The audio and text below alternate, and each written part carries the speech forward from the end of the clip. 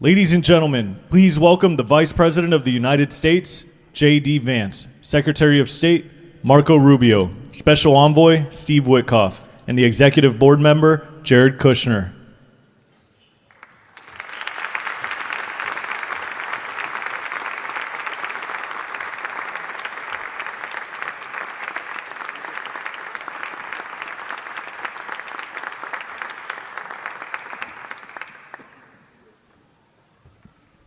Ladies and gentlemen, please welcome the President of the United States, Donald J. Trump.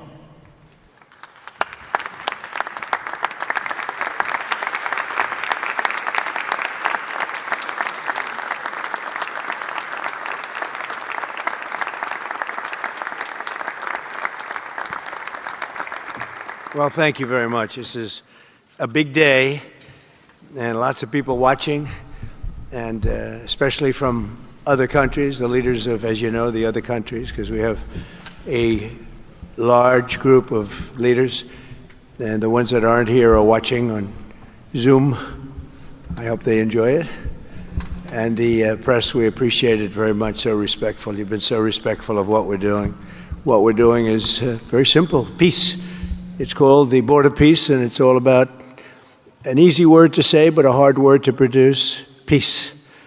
But we're going to produce it, and we've been doing a really good job, and some of these leaders that are with us have helped me very much during just this first year. We have a first year like probably no other ever in our country, because we settled 8 wars and I think a 9th to come. It's turned out to be a tougher one. I thought that was going to be the easiest one, but with war you never know what's easy and what's not so easy. But we've had a great relationship, and I've become friendly with so many of the people, and I appreciate you being here. These are great people, these are great leaders, and the people that are watching by closed circuit and open circuit in many cases are so proud of it. They want it to be open, but they become incredible friends of mine. And you know, we rebuilt our country in my first term, and now we're at a point that the United States has never seen before. We broke 50,000 on the Dow. They said that would take 4 years. We broke 7,000 on the S&P. They said you couldn't do that within 4 years. It would be impossible. And when I came in, they were all saying, if you could get to anywhere close to 45,000, it would be amazing achievement over 4 years. Well, we hit 50,000 in the first year, and we hit 7,000, which was actually tougher to do according to the Wall Street geniuses. We hit 7,000 in the first year. They said it could take 4 or 5 years. They'd be very happy. It would have been a great job. We did it in 1. But we're doing a great job. Board of Peace is one of the most important and consequential things I think that I'll be involved in. We've been involved in a lot, and really I've been involved in a lot with the people up here. We work together on ending wars with their country. Some of the wars were 32 years long, 32, 34, and a 37. That's a long time, and we ended it in about 2 days, each one of those. But we have some other work to do, and we're getting it done. Gaza is very complex. It's been amazing. I want to thank Steve and Jared for an amazing job. Marco's over there watching. Everybody's fantastic. And J.D., what a job. They're all doing this. A team. I think it's the best team ever assembled. And you see that by the results. So today is a tremendous honor to welcome you all to the United States Institute of Peace for the inaugural meeting of the Board of Peace. Very important. I believe it's the most consequential board, certainly in terms of power. And in terms of prestige, there's never been anything close, because these are the greatest world leaders. Almost everybody's accepted, and the ones that haven't will be. You know, some are playing a little cute. It doesn't work. You can't play cute with me. But they're playing a little bit. But they're all joining. Everybody, most of them very immediately. A few that we really don't want because they're trouble. Take care of them. But this is the most prestigious board ever put together. You know, I've seen some great corporate boards. I've seen some great boards, period. it's peanuts compared to this sport, because we have virtually everyone is the head of a country other than Johnny, but he's the head of soccer, so that's not so bad, right, Johnny? I like your job the best, I think. And by the way, your World Cup has set every single ticket record in the history of soccer. In the history, nobody's ever seen anything like it. The sales are virtually complete. Nobody's ever seen anything, so congratulations. You made a good decision. We did it together. Thank you, Johnny. Great guy. So I want to thank the many leaders and dignitaries who have traveled great distances and lengths for the important gathering that we're at right now. This building was built for peace, and nobody knew what to name it. And then Marco named it after me. I had nothing to do with it. I swear I didn't. I swear. I had no idea. They said, there's a surprise coming. I didn't know that surprise. I thought they were going to give me a lot of money or something, maybe cash. Could always use some extra cash. But I came and they stopped the beautiful beast. I got out very safely, I'm sure, and looked up, and there it said, Donald J. Trump on the building. And when I say that had nothing to do, nobody believes it, and that's okay, but I appreciated it. That was Marco and J.D. and a group got together, and they did that, and I just thought it was very nice. And it makes me work harder. We're going to have to work harder. We're going to have to make this building much more important. They built, it's brand new. They built it for peace, but nobody occupied it. You know, nobody knew what the purpose of it, but the architecture is so beautiful, and it was with the meeting rooms, the reception rooms. It's really amazing. Who would think that it was built without anybody in mind or anything in mind, and then the State Department took it over. They liked it. Marco came over one day. He saw this. He said, "This building is great," and he actually claimed it. Right? He claimed it. And that's what he does. Where is Marco? I said, Marco, is that true? You claimed this building. You took it away from about 5 groups that wanted it. That was done very quickly, very methodically. But it was really, really built so beautifully in such a beautiful building. But we worked together to ensure the brighter future for the people of Gaza, the Middle East, and the entire world. I think that the Board of Peace, because it's mostly leaders and unbelievably respected people, but mostly leaders of Middle Eastern countries, countries from all over the world, and they've been very generous with money also. And the United States, which I'll say in a moment, is also very generous with money because there's nothing more important than peace. And there's nothing less expensive than peace. You know, when you go to wars, it costs you 100 times what it costs to make peace. And we have a man at the end right there that's smiling because you learned that after 30 years of fighting, right?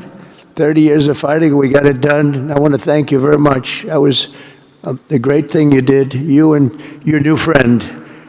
They came to my office and they said, I've been fighting for 22 years. Now you're there for 23 years, right? But I've been fighting for 22 years. That's all I've done is fight this gentleman. And his counterpart was there for 7 years. He said, I've been there for 7 years. All I've done is fight this gentleman. And we had it worked out in about 24 hours, right? And it's been a good peace. And I think they've become friends. I'm not sure I'm allowed to say that, but I think so. I think they've become friends, right? Right. Great. Stand up. Stand up. These are 2 tough cookies, too. You think that was easy? It wasn't easy. These are 2 tough people, good people, but tough people. But, you know, we're in the Oval Office, and we were getting near. But the one was at one side of the room. I have 2 chairs right in front of the desk, the beautiful, resolute desk. One's over here. One's on the other side of the room. I said, folks, could you get a little closer? Well, I don't know. They felt very uncomfortable. You know, they've been killing each other for 32 years. So I say, can you get a little closer? After 1 hour, they were right next to each other. We made a deal. They hugged, they signed, and we had peace with 2 very important countries, and I'll never forget it. So they started off a little weak, and they ended up really strong, and you can be very proud of yourselves. It was a beautiful thing to see. Thank you. Look at that. Do you believe it? 32 years. Thank you. Thank you very much. But we're honored to be joined today by Prime Minister Rama of Albania, where is President Milei? You're another one, I'll tell you. Where is President Milei? I endorsed him. I'm not supposed to be endorsing people, but I endorse, when I like people, I've had a very good record of endorsing candidates within the United States. But now I endorse foreign leaders, including Viktor Orban, who's here, and others. And I endorse this gentleman, Milei. He was a little behind in the polls. He ended up winning in a landslide. I just endorsed the Prime Minister of Japan. She was in a tight race, but was probably going to win, and she won in the largest number in the history of Japan. So she likes me a lot. But it was an honor, and you're doing great. Oh, look, they're sitting right next, Victor. But ultimately, I think I'm going to end up endorsing. Hey, look, as long as it works, it's okay with me. But the endorsement seems to be working in foreign countries, too, so that's good. But nice to have you both. Victor, nice to have you both. Very proud of you. The Prime Minister of another, really just a great guy, Pashinyan of Armenia. President Aliyev of Azerbaijan. I love saying that name now. At the beginning it was giving me a hard time. Now I love saying it. It's a beautiful name. I love it. His Majesty King Hamad bin Isa Al Khalifa of Bahrain. Bahrain. Thank you. Thank you. Where are you? Where are you? He's so rich, he can sit there. He can sit wherever the hell he wants. He could sit up in the corner. He could sit up top. He might take a piece of this building, Marco. He'll take 25% of the building for about $6 billion. Thank you. And you've been very generous also. We appreciate it. Prime Minister Hun Manet of Cambodia. Raise your hand wherever you may be. Because, hi, how are you? Congratulations. That was another one, right? We did a good job with that one. Prime Minister Madbouli of Egypt. Thank you very much, and say hello to the General/President. Okay? Prime Minister Orban of Hungary, who has my complete and total endorsement for election. Not everybody in Europe loves that endorsement, but that's okay. He does an unbelievable job. He's done an incredible job on immigration, unlike some countries that have hurt themselves, but they're working on it. But I just want to let you know, you have my total and complete endorsement, and I'm putting it out. I already did, but I'm putting it out again. And you're coming up with an election, and I think you should be good. I'll tell you, Milei did pretty well. He was a little down, right? And then he ended up winning in a landslide, so that's pretty good. You're going to do great, Victor. Thank you very much for being here. Appreciate it. You run a great country. A man that I really like a lot he's definitely tough. I don't want to fight him. President Prabowo of Indonesia. Thank you very much. Please, this is a big guy. I tell you, I said, how many people in Indonesia? He said, like 240 million. I said, no, say it again. How many? It's a big country you have. And you do a great job and respected by everybody. And thank you very much for being here. Thank you very much, Mr. President. President Tokayev of Kazakhstan, thank you very much. What a country that is. It's a wonderful country and a rich country, in case anybody has any question. We have some very rich people here today.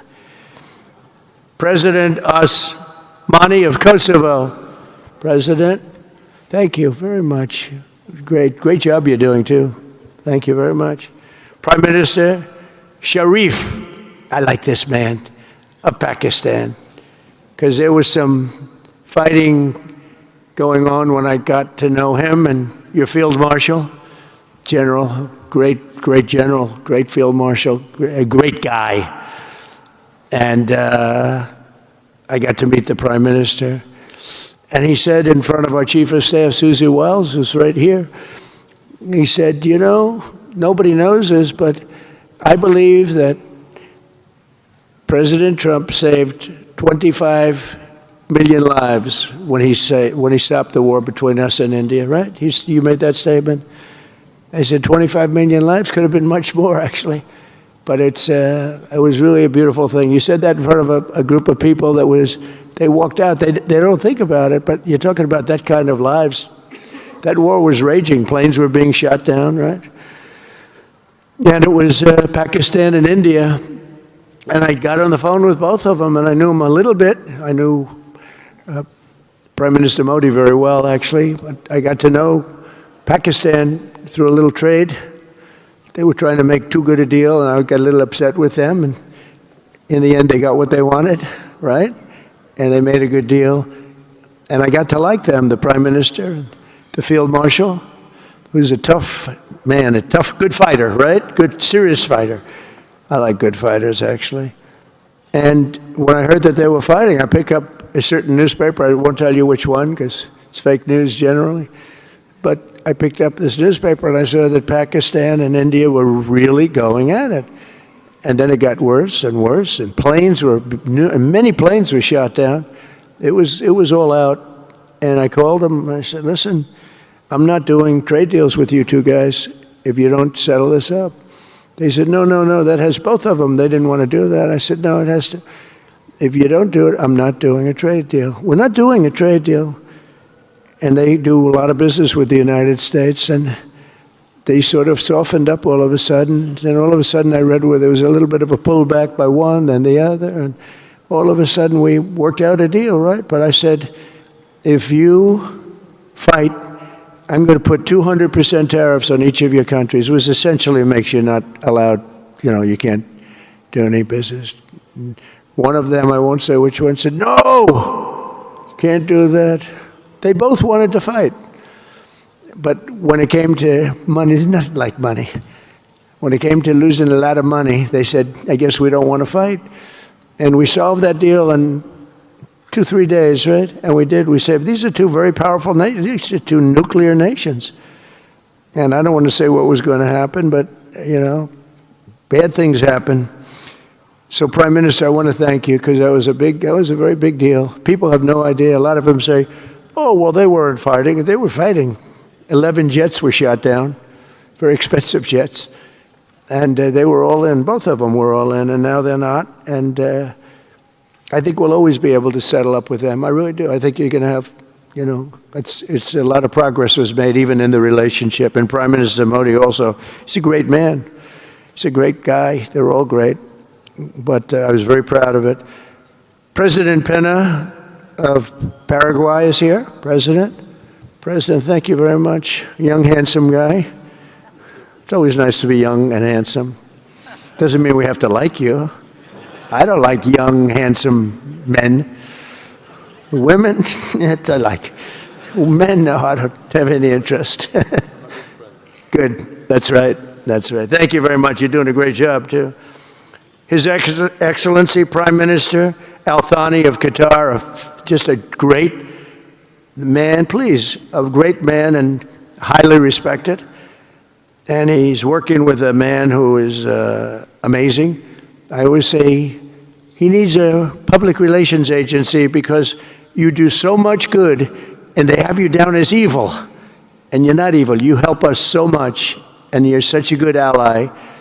And I just want people to know that. And the Emir is incredible, smart as you can be, a great leader. And he cares so much for the people. And he cares so much for the Middle East. So I want to thank you very much and send my regards. Your country has been a great help. So, surprising to some of the people writing out there, but now they'll start changing their tune, because it's true. I only tell the truth. Prime Minister Don of Romania, wonderful people. The Romanian people are fantastic people, like you're fantastic. And a lot of them come and work in this country and help us in this country, as you know, and it's they are just really, really solid people. President Mirziyoyev of Uzbekistan, who is where? There he is, and a friend of mine. He's got one of the most difficult names in history, but that's okay. It doesn't matter. Your country's doing great. You're doing great. And just no problems. Every time I see him, nope, we're doing good. No problems. And General Secretary To Lam of Vietnam. Vietnam is incredible as a country and as a force, and it's an honor to have you. A really great honor to have you. A lot of respect for your country. We'll also want to express my gratitude to Vice President J.D. Vance, who is a fantastic man. He's a fantastic talent. He was a great student. He went to one school. He graduated. You know, most people, if you watch some of the people that were at the event in Munich, they didn't graduate quickly from college. They had everything they could do. There was one young, attractive woman. She was unable to answer questions. And she didn't do so well like J.D. did in college. J.D. graduated in a 4.5-year college in 2 years. And then he went to Yale and he graduated at the top of his class, went to the military grade. But when he went to Yale, there was one person that was marginally ahead of him, so he married her. Can you believe it? He married the person that was ahead. I don't know. I always like to say J.D. was first and Usha was second, because I get a little uncomfortable when I say that. But he's been incredible. He's a brilliant guy and a great guy, and he's been my friend. All of our people, we have a fantastic group of people, our cabinet members, everybody, many of them here. But J.D.'s been great. Thank you very much. He gets a little bit tough on occasion. We've got to slow him down just a little bit on occasion. He says his mind. Now, then we have the opposite extreme. We have your friend sitting in the back. Your best friend sitting in the back is Marco. Marco does it with a velvet glove, but it's a kill, right? The result is the same. They do it very differently. And Marco, you really did yourself proud 2 days ago in Munich. In fact, so proud that I almost terminated his employ because they were saying, why can't Trump do this? I do, but I say it differently. But Marco, don't do any better than you did, please. Because if you do, you're out of here. But no, I want my guys to do great. And the acclaim he's gotten and the acclaim J.D. gets is great. We have smart people. And when you see the representatives there, like Gavin Newsom, he didn't know what he was doing. They didn't even know why. He didn't know why he was there. Or AOC, she was unable to answer a simple question. And she could have said, well, I'm studying it and I'll report back to you next week. You know, you can get away with that. But she just went,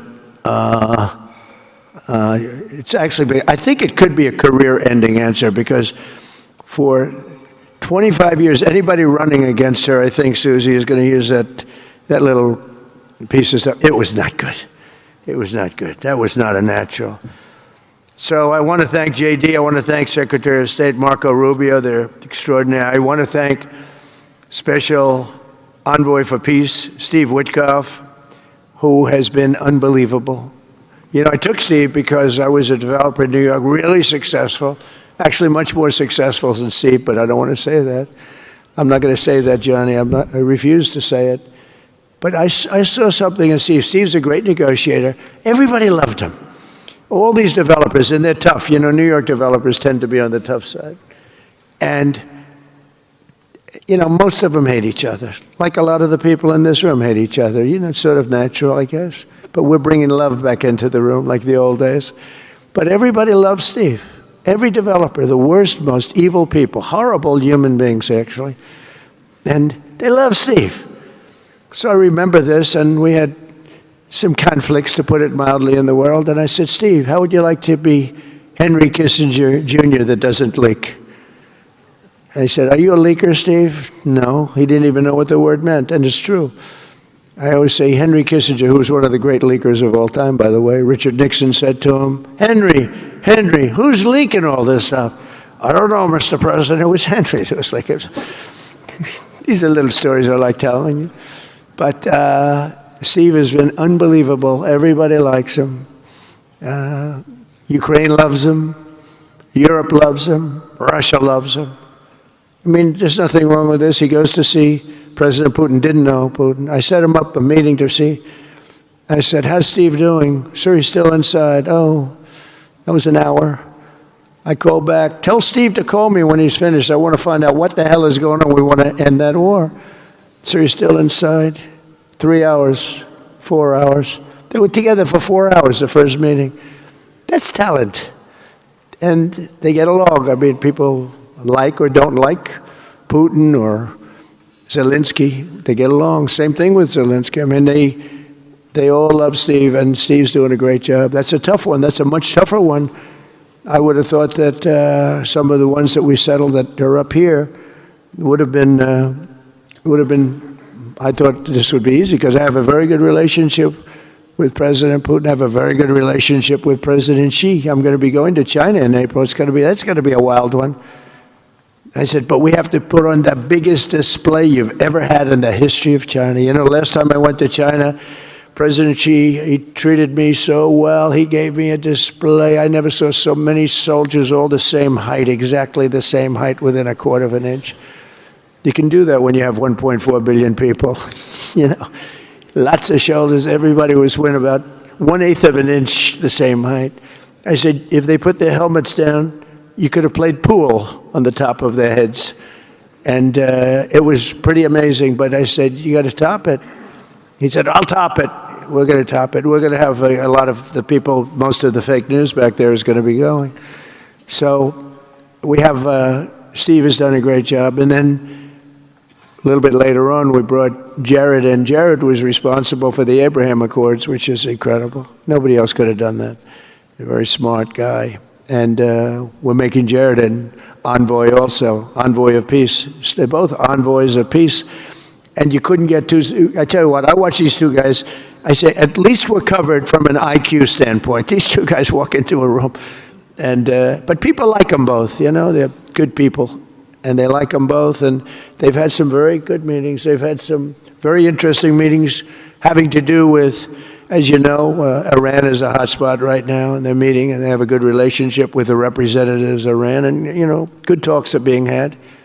It's proven to be, over the years, not easy to make a meaningful deal with Iran. We have to make a meaningful deal. Otherwise, bad things happen. But we have to make a meaningful deal. But they have a great relationship with the representatives of Iran. They have a great relationship with the other one that they're really working on now. Because so many of these, I mean, as an example, Kosovo, Serbia. I did that one. Could you stand up, if any of you guys are, when you're here, just stand up for a second. Kosovo, Serbia. Stand up. What a job. Thank you very much. We appreciate it. So good. And you're getting along. And when you don't get along, you'll call me, and we'll get it solved, right? We'll get it solved. Thank you very much. Really good. And then again, Pakistan and India. That was a big one. And just, I think you should actually stand. Come, please. Stand just for a second. Pakistan and India, thank you very much. And I spoke to Prime Minister Modi. He's excited. He's watching us right now. Egypt and Ethiopia. We're going to get that. You know, there's a little dam that got built. Little dam, like maybe the largest dam in the world. Built and financed, of course, by the United States brilliantly. And having a little trouble getting water to the Nile. That's a tough situation, but we're going to get that solved. Armenia and Azerbaijan, we talked about, and again, thank you, fellas, very much. Great job. Great job. Thank you. Cambodia and Thailand. So incredible what you did, that you got together and it all worked out. They're watching right now on closed circuit. Thank you very much, and thank you. That was a big one, Cambodia and Thailand. These are nasty fighters, I have to tell you. These fighters are nasty. Now we talk about, you talk nasty fighter, you're nice guys compared to this. Congo and Rwanda. That was, and we've got them pretty peaceful. There's little flare-ups every once in a while. I'll get a call once a week. Sir, there's a flare-up in the Congo again. We'll get it straightened out, right, Susie? We'll get it straightened out. And Israel, as you know, with, you could say Israel in numerous countries if you want to really know the truth, but Israel and Iran, and we'll see where that goes. But when you think of Israel, we've done the biggest thing of all. We have peace in the Middle East right now. That's bigger than, people said it couldn't be done. For 3,000 years, they've been talking about Middle East. They said it couldn't be done. And you look at what's happened in Gaza. And one of the keys to it was when we took those beautiful magnificent. We just ordered 22 more of them, updated model. The B-2 bombers are incredible. I never understood the B-2 bomber. I'd watch, it's a wing. And I've never quite understood that, Johnny. I'd look at it, I'd say it was beautiful, but what does it do? It carries very big bombs. And it went into Iran, and it totally decimated the nuclear potential. And when it decimated that, all of a sudden we had peace in the Middle East, because there was a black cloud hanging over the Middle East, and if that wasn't done, that cloud would have been there. And countries like Saudi Arabia, countries like Qatar, countries like, nobody could have signed. You would have had that threat. You couldn't have had peace in the Middle East. So now we may have to take it a step further, or we may not. Maybe we're going to make a deal. You're going to be finding out over the next probably 10 days. But this meeting today is proof with determined leadership nothing is impossible. When I took office, the war in Gaza was raging with thousands of people being killed and no end in sight. Today, thanks to unrelenting diplomacy and the commitment of many of the great people in this room, we have 59 countries signed up on Gaza. Think of that. We have, it's amazing. But all the people, really so many in this room, the war in Gaza is over. It's over. There are little flames. Hamas has been, I think they're going to give up their weapons, which is what they promised. If they don't, it'll be, they'll be harshly met, very harshly met. They don't want that. All this stuff like they don't mind dying. They told me that's not true. Everyone said, oh, they don't mind dying. No, they don't want to die. They said, we don't want to die. People don't want to die. The ceasefire was held, and every last remaining hostage, both living and dead, has been returned back home. Think of that. That was an impossibility. And we did hundreds of hostages, but the last 20, and I always said to Steve and Jared, I said, the last 20 are going to be very tough, very, very tough. And we got them back. We got the living back, and then we only got about 16 of the dead, and we said, well, you got to get them all. You promised them all. And they dug and dug and dug. You can imagine it's a job that's brutal. And Hamas really did a lot of that work, and you got to give them credit for that. They brought the last one home a week ago, and we got all 28 of them, living and dead. The amazing thing, because I've never seen anything quite like it, the parents of the dead, they knew their boy was dead. This case, boys, all boys, men, but to the parents' boys, they knew their boy was dead. They wanted that dead body as much as if he were alive. And when they got them back, there was great sadness, but there was great joy too. They wanted it as much as the people that got their sons back alive. But we got a lot of people before those 20, Steve, what nobody talks about. But, hundreds of people. We did a good job, and you guys did a fantastic job. I want to thank every nation that helped us achieve this monumental breakthrough, saving countless lives, and really bringing peace and bringing the concept of peace, because nobody thought peace in the Middle East. I've always heard peace in the Middle East is impossible, and it's turned out not to be. And we do have some work to do with Iran. They can't have a nuclear weapon. It's very simple. You can't have peace in the Middle East if they have a nuclear weapon. And they can't have a nuclear weapon, and they've been told that very strongly. Since the hard-won ceasefire of last October, the United States and our partners have facilitated the delivery of vast amounts of humanitarian aid, numbers that nobody's ever seen before. In November, the United Nations Security Council unanimously approved the Board of Peace. And last month in Davos, we welcomed over 24 members to this very important new organization. And we are very closely working with the United Nations. In fact, I'm going to speak to the Secretary General in a little while. He's a good man. And I've had a good relationship. Other than in my last speech, they did turn off my teleprompter. I got up there. My teleprompter didn't work. I'm sitting in front of all of you people and more.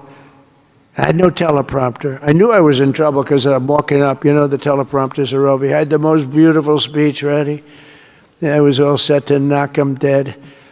First, I had an escalator that stopped. You know that. It's going up. Boom. It's lucky my movie star first lady was in front of me because I put my hand on a certain part of her body, and I was able to stop my fall. Otherwise, because she had no trouble, I said, boy, that was a very sharp stop, Johnny. So I said, that was strange. I've been on a lot of escalators. That's never happened before. Usually it stops very slowly. This was just boom.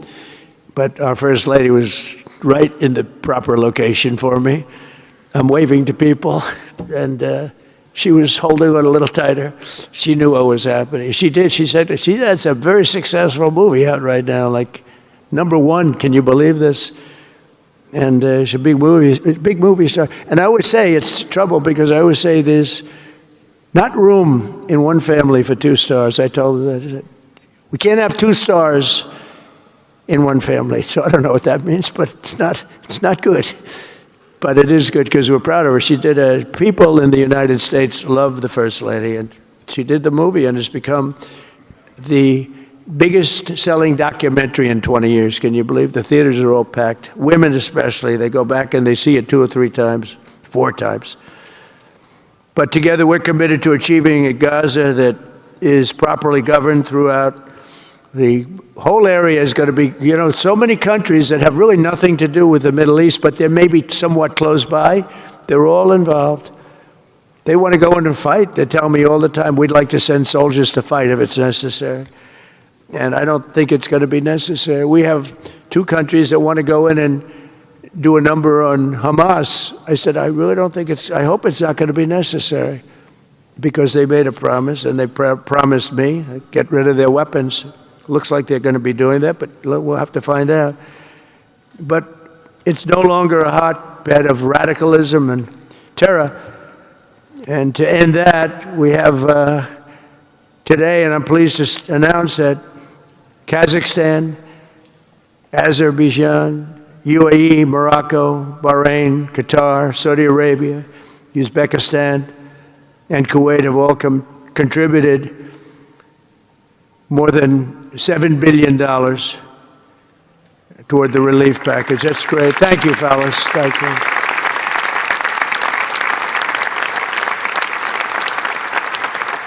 And many more are contributing too, so the numbers are, this just started. This is our first meeting.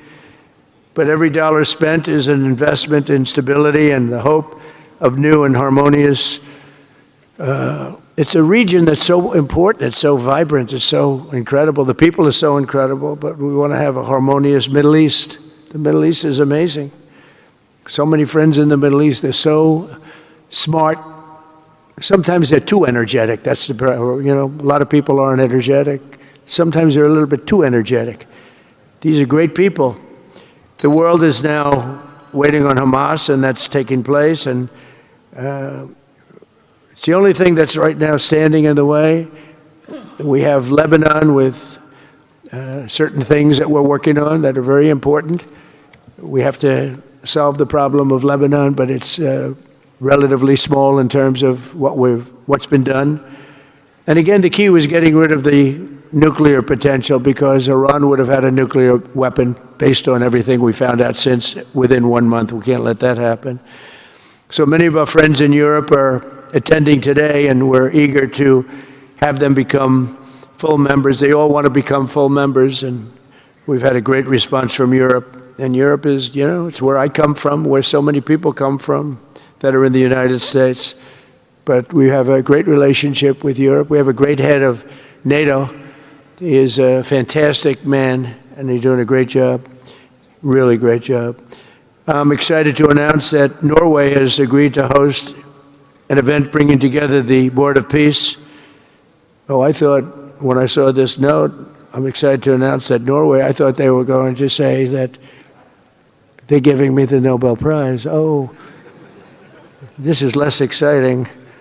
Oh, it says, I'm excited to announce that Norway, and I'm saying, oh, great, I'm getting the Nobel Prize, finally. Finally, they got it right.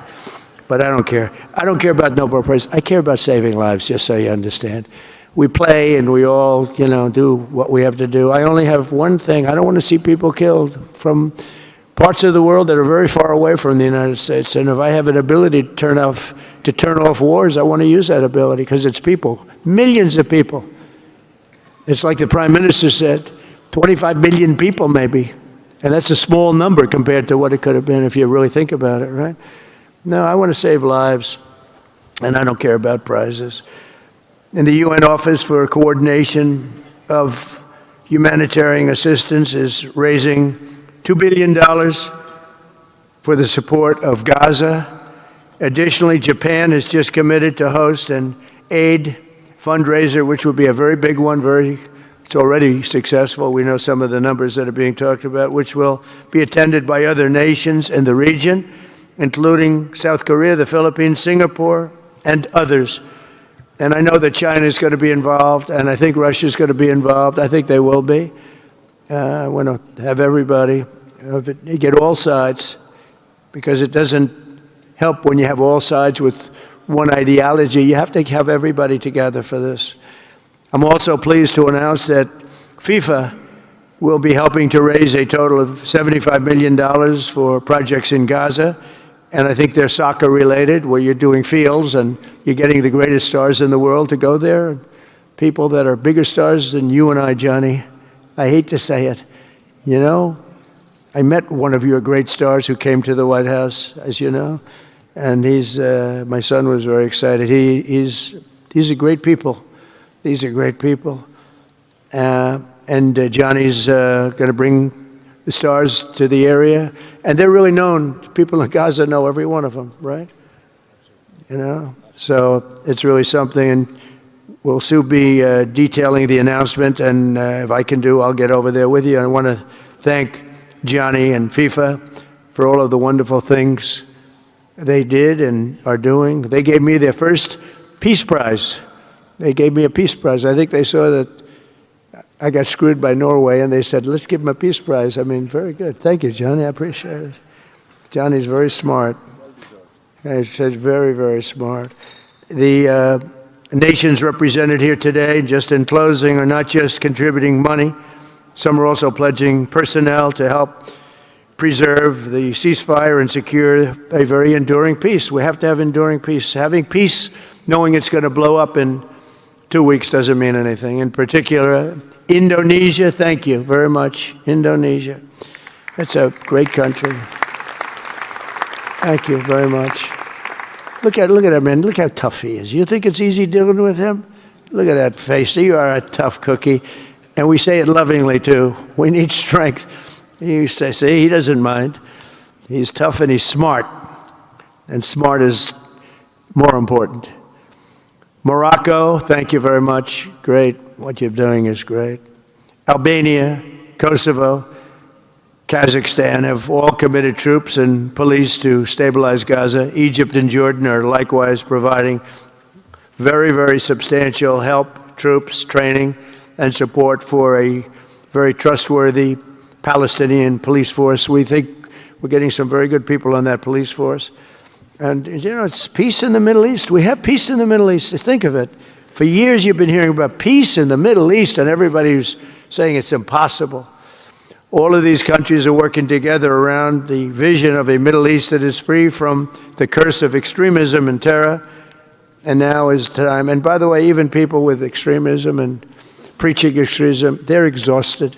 They're tired. It's been going on for too many years. I don't care who you are. They're tired. They want peace.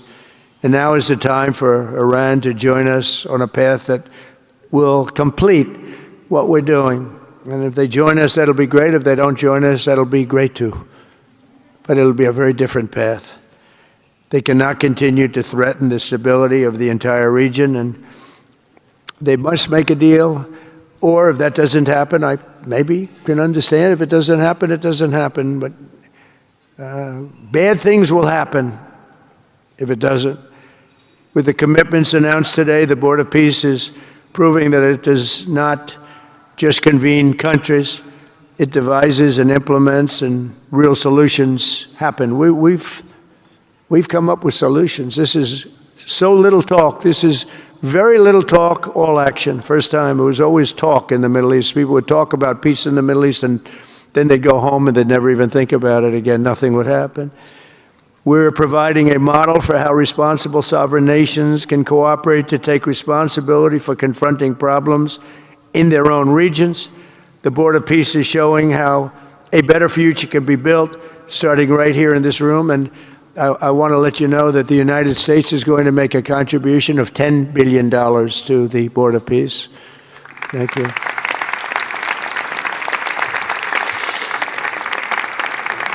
And we've had great support for that number. And that number is a very small number when you look at that compared to the cost of war. That's 2 weeks of fighting. It's a very small number. It sounds like a lot, but it's a very small number. So we're committed to $10 billion. Together we can achieve the dream of bringing lasting harmony to a region tortured by centuries of war, suffering, and carnage. They say 3,000 years. And hopefully we can lift up the eyes of the world to envision how other intractable conflicts can be settled. So many conflicts, they say, are impossible to settle, and we get them settled. We got, of those 8 that we settled, most of them were said to be not settlable. And they not only got settled, they got settled within days. More impossible problems can be solved as we go along this very beautiful path. I think it's a beautiful path. I think it's such an important day. Even the weather's beautiful. We walk in, it's beautiful. Everything's beautiful. But the ancient wounds can be healed, and they are indeed ancient. This has been going on for so many centuries that our entire planet will be a better, safer, more beautiful, and more peaceful place for us all. We're going to be working with the United Nations very closely. We're going to bring them back. I think the United Nations has great potential, really great potential. It has not lived up to potential. The 8 wars, I never even spoke to them about one of them, and I should be speaking to them about all of them. Someday I won't be here. The United Nations will be, I think, is going to be much stronger. The Board of Peace is going to almost be looking over the United Nations and making sure it runs properly. But we're going to strengthen up the United Nations. We're going to make sure its facilities are good. They need help, and they need help money-wise. We're going to help them money-wise. And we're going to make sure the United Nations is viable. And you have some very good people at the United Nations, can do a good job. But as I said, I've said it for years, the United Nations has tremendous potential. A lot of people didn't like when I said it. They said, oh, you shouldn't say that because, you know, we don't care about the United Nations. No, it's really very important. And I think it's going to eventually live up to potential. That'll be a big day. So I want to thank everybody for being here. You're my friends. You're great leaders. You're great people. And I can honestly say, you know, you're strong leaders, you're tough leaders in many cases, and every single one that I'm looking at that's right here, I've gotten to know and I've gotten to respect. And really, you're friends of mine. And if I can help you at all, you let me know. But this is going to be something, the Board of Peace will be something that, the likes of which I don't think anybody's seen before. And thank you all very much. It's a great honor. I'm going to ask J.D. Vance to come up and say a few words. Thank you very much.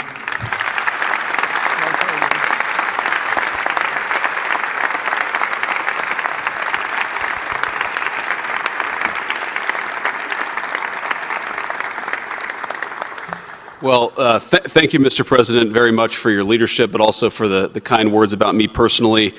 I knew exactly what I wanted to say, but then after the President said that I was so smart and that I didn't want to repeat our Congresswoman who froze for 20 seconds over in Munich, now I'm tempted, sir, just to freeze for 20 seconds and just stare at the cameras, and maybe they'll say nice things about me like they do about Congresswoman Cortez.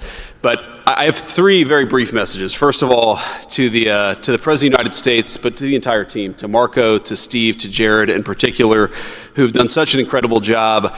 I think what this Board of Peace represents is a recognition that if you actually have a President of the United States and a team that's committed to diplomacy, it can actually work.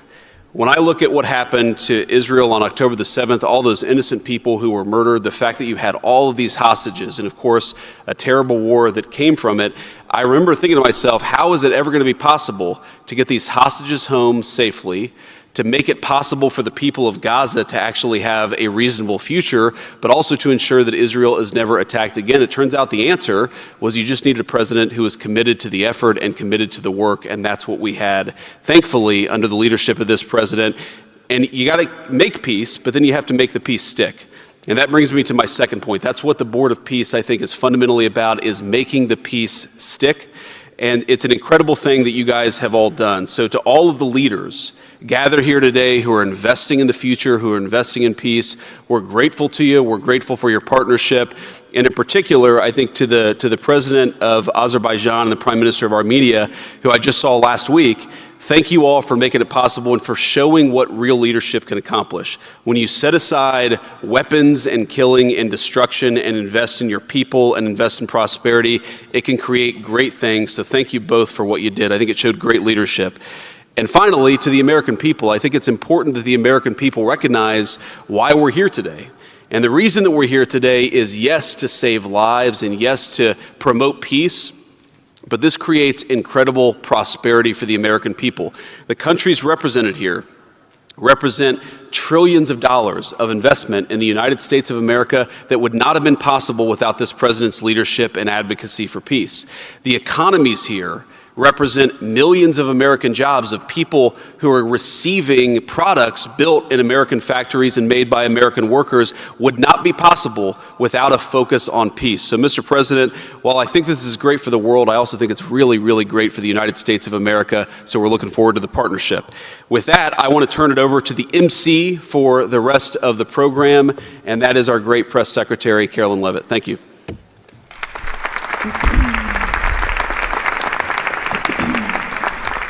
Well, congratulations, Mr. President and Mr. Vice President, for convening the first ever Board of Peace meeting, and we will now hear from our Secretary of State, Marco Rubio.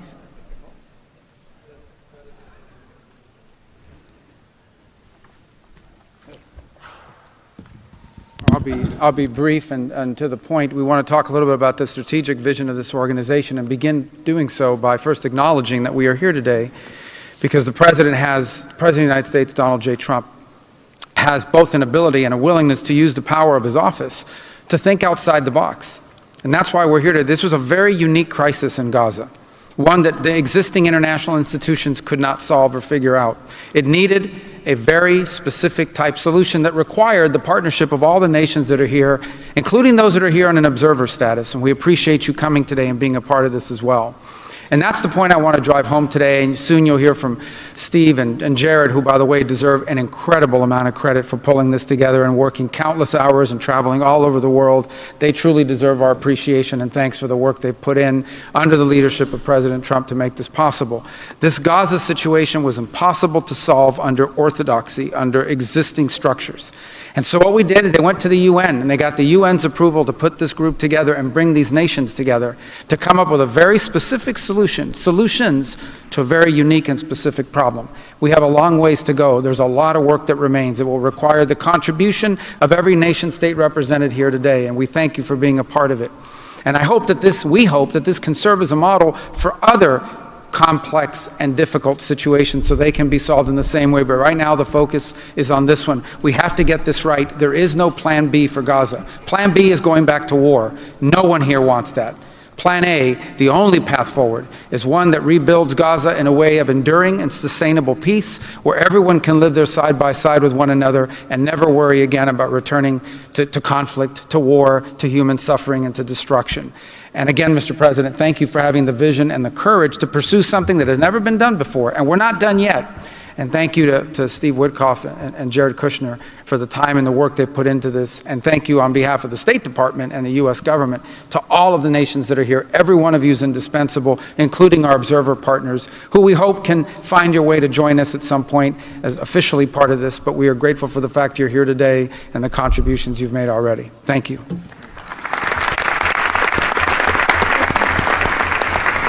Thank you, Marco. We will now hear from our Special Envoy, Steve Witkoff.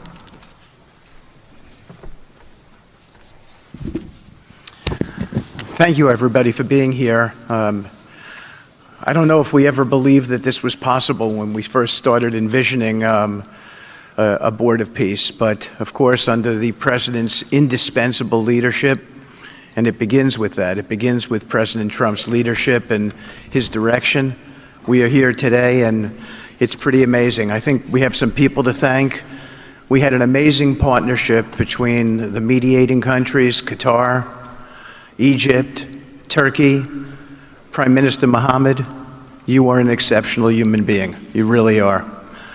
Ali, thank you for everything you did. That's you right over there, Ali. Wherever Hakan is, Hakan, you were amazing. And so was Ibrahim and President Erdogan, and of course, to the Egyptians, Badr, I know you're smiling because we went through so much. And General Hassan was amazing. We all became friends here. And Prime Minister Sisi, President Sisi, pardon me, and so many others. But our team, J.D., your insight, your counsel, and Marco, you're an amazing secretary, and it's a privilege to work for you. And Jared, you are my dear friend and the best partner I ever had. You are an amazing person. But Mr. President, it is my greatest honor to work for you. It is the blessing in my life. I've had many blessings. I don't have to be a practicing lawyer anymore, but this is my greatest blessing. But I also have to mention one other person who is important to this discussion. Oh, the Israelis, I forgot. Prime Minister Netanyahu. Without him, much wouldn't have been accomplished as well. And that's really important that we acknowledge him here today, and Ron Dermer. But a person who doesn't care much about the acclaim, we have to acknowledge too, and that's you, Susie. Because I would come back and you would say to me on every trip, what can I do for you? This matters. And you are an inspiration for all of us. So I thank everybody, and let me get on to, am I going on to the next slide? Sure. Caroline? Sure. Okay. So with regard to the hostages, we're here today, again, I say it, I know it sounds redundant, but we're here today because of President Trump. Without him, none of this was possible. There were 251 hostages. 168 came out alive. 83 bodies were returned to their families so that they could grieve and remember their loved ones like in a normal way, in a way that brought their families together. So that was just as important. This was a monumental effort, and I want to tell a story about the president. Every time a hostage family came to visit with us, they were not on the president's schedule. I would walk down to the Oval Office, I would tell the president that there was a hostage family here, and he would say, Steve, bring them up. Every single time. Mm-hmm. And when we got the last 20 out, we had a celebration at the White House, and I could see the emotion on the president's face. And he came up to me and he said to me, I have to tell you, this is my 5th year in the Oval Office, and I don't know that I've ever had a more special time than this moment with these people, seeing them come home.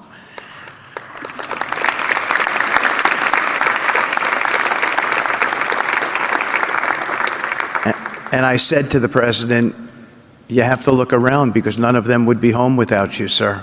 None of them. So I only want to tell you, Mr. President, you gave me my greatest honor to work on this, on this effort, and I thank you.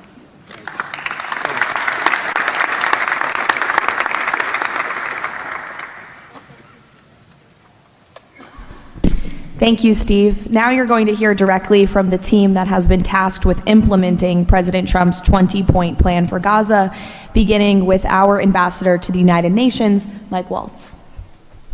Thank you, and thank you, Mr. President, Excellencies. First, let me wish everyone a happy and prayerful Ramadan. Thank you so much for joining all of us today. Mr. President, Excellencies, bottom line, humanitarian aid has absolutely surged since the Gaza war ended. Our Central Command, our great military, is working together with Israel, with the UN, so many countries here to coordinate the aid, to make sure there's deconfliction.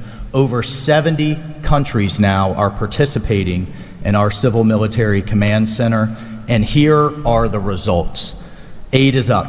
4,200 aid trucks have entered Gaza each week for 13 consecutive weeks, the longest stretch of high-volume assistance to Gaza in years. Diversion is down significantly from prior to the ceasefire, with less than 1% diverted this month. Food supplies are way up. We are reaching the full 2.1 million Gazans with aid, up 5 times from the delivery levels before the ceasefire. The percentage of households experiencing severe hunger has dropped from about 30% to down to 1%. As of this past February, drinking water has doubled and child malnutrition has been cut in half. If we could go to the next slide.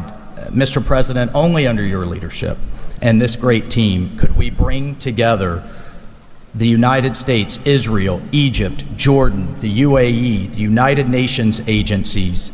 Mr. President, bottom line, like you, this is a board of action, not a board of endless talk or speeches, and these results are a true testament to your leadership and the leadership of this great team. We are saving lives, and it's an honor to be a part of it. Thank you, Mr. President. Dr. Ali Shaith. It is my honor to be here representing the National Committee for the Administration of Gaza. Thank you, President Trump, for your leadership, for your continued efforts. A new governing authority is now in place for Gaza, with a clear mandate and a clear commitment to establishing development and stability. However, we are operating in extremely difficult conditions. Large parts of Gaza Strip are severely damaged, destroyed actually. Humanitarian needs are acute. Law and order remain fragile. This is not normal operating environment, President, which is precisely why discipline and prioritization matter. Our priorities, therefore, are defined into 4 categories. First, restore security via professional civilian police under one authority, one law, and one weapon, including training and developing 5,000 Gazan police to be deployed in 60 days. Secondly, revive economic activities and livelihoods, creating decent jobs, especially for our young population. Thirdly, ensure sustainable emergency relief as described earlier. Fourthly, restore basic services including electricity, water, health, and education. And last but not least, the access and movement. Our mandate is simple, President. Step by step to build the foundation for lasting peace, dignity, and prosperity for the people of Gaza. And this is where we count on your continued leadership and support. Blessed the peacemaker. Thank you.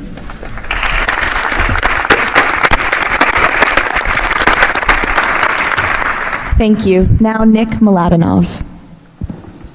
Thank you, Caroline, and thank you, Mr. President. Today, we're very happy to announce that we're creating the Office of the High Representative for Gaza of the Board of Peace, which will be there to support, to guide, and assist the National Committee for the Administration of Gaza, hopefully removing the roadblocks that they will be facing in taking over civilian and administrative control of the Gaza Strip.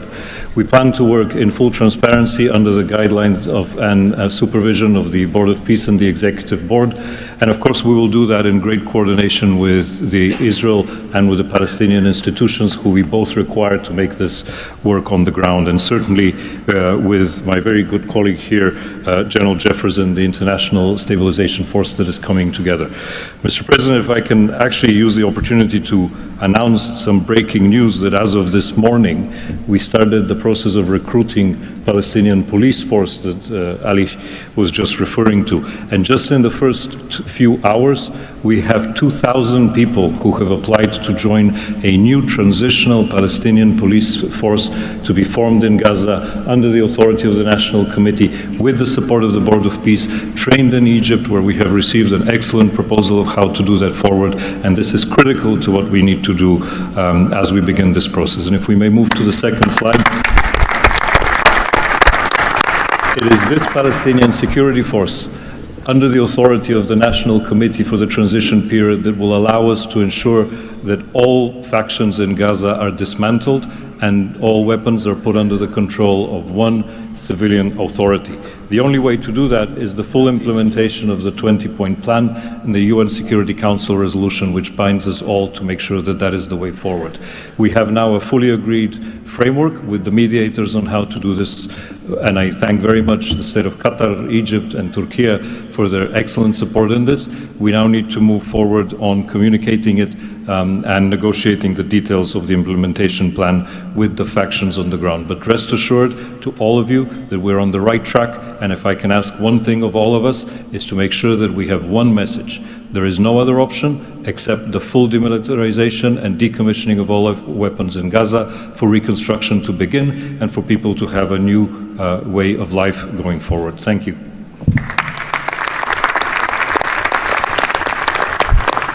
Thank you, Nick, and congratulations. Now, Major General Jasper Jeffers. Thank you, Caroline, Mr. President. It's an honor to be here today as the ISF commander. The ISF will do two things: stabilize the security environment in Gaza and enable civilian governance as established by the National Committee. For the last few months, we've had a team on the ground of U.S. military experts preparing the infrastructure for the ISF. This team's already operating from a combined joint operations center that's going to be the headquarters for the entire ISF. As you can see on our map, our plan is for the ISF to be assigned in 5 different sectors, each sector receiving one ISF brigade. In the short term, we plan to deploy to the Rafah sector first, in addition to the training of police. Midterm objective is to continue to expand, sector by sector, all moving to our long-term 12,000 police and 20,000 ISF soldiers. I'm incredibly pleased to announce today that the first 5 countries have committed troops to serve in the ISF: Indonesia, Morocco, Kazakhstan, Kosovo, and Albania. And 2 countries have committed to train police: Egypt and Jordan. I would also like to announce that I have offered and Indonesia has accepted the position of Deputy Commander for the ISF. With these first steps, we will help bring the security that Gaza needs for our future prosperity and enduring peace. Thank you.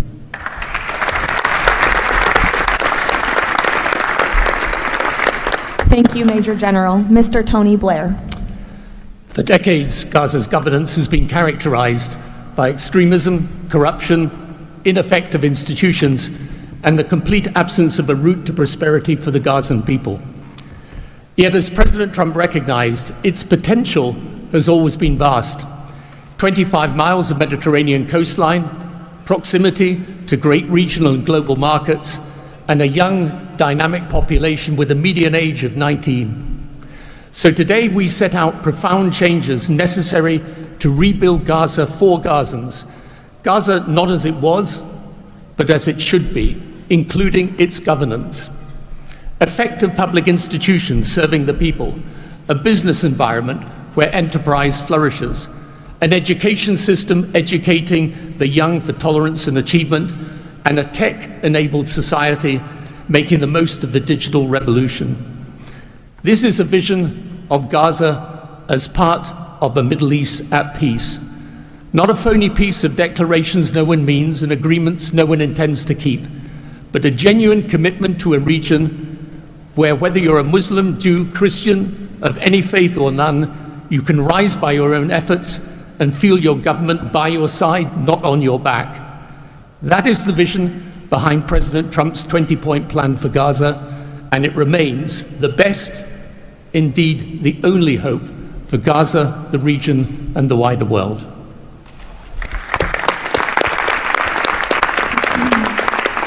Thank you. Mr. Yakir Gabay. Hello, everybody. Thank you, Mr. President. Gaza is destroyed. We assembled here on this historic day with common vision to rebuild Gaza for the next generations. Our mission is to recycle and remove 70 million tons of rubble and UXO and hundreds of miles of tunnels, arrange for the population fast temporary housing, in parallel to start construction of infrastructure and permanent housing. We have a detailed master plan for housing and infrastructure of modern schools and hospitals, manufacturing and agriculture, roads and trains, water and energy plants, logistic hubs, telecom, tech and data centers, sports and leisure facilities, seaport and airport, and much more. We lined up many regional contractors who build housing for millions of people in the Middle East. They will join the massive redevelopment with competitive pricing. The funding is ready and will be invested in a free economy. The local population will build their own cities, which will create hundreds of thousands of jobs and will revive the economy. The Gaza coastline is 26 miles long. It can be developed as a new Mediterranean Riviera with 200 hotels and potential islands. The value goes to the Gazans through the Gaza Sovereign Fund. This plan is all subject to a full disarmament of Hamas. Thank you very much. Together we will make this vision into a reality.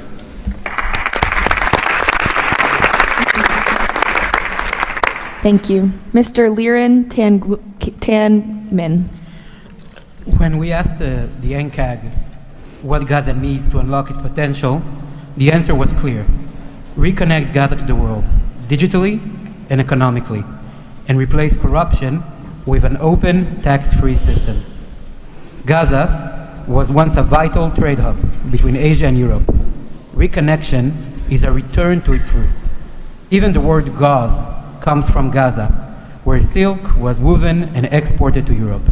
So, we brought together Palestinian, Arab, and American partners to deliver practical solutions. By July, Gaza's 2G network will be upgraded with free, high-speed access to essential services. The NCAG is building a secure digital backbone, an open platform, enabling e-payments, financial services, e-learning, and healthcare with user control over data. This effort is supported by our regional partners, and I believe you will hear some exciting news from them on that later today. In parallel, we're advancing an Amazon-like logistics system to help Palestinian launch businesses import globally and trade securely. This will lower prices, drive growth, and help transform Gaza into an open, transparent, corruption-free economic zone. Thank you. Thank you. Mr. Mark Rowan. Mr. President, distinguished leaders, the goal is simple. Take the momentum all of you have provided and build it into something that is not just temporary relief, but something that provides a long-term foundation that will enable many of the goals we've spoken about today to be achieved.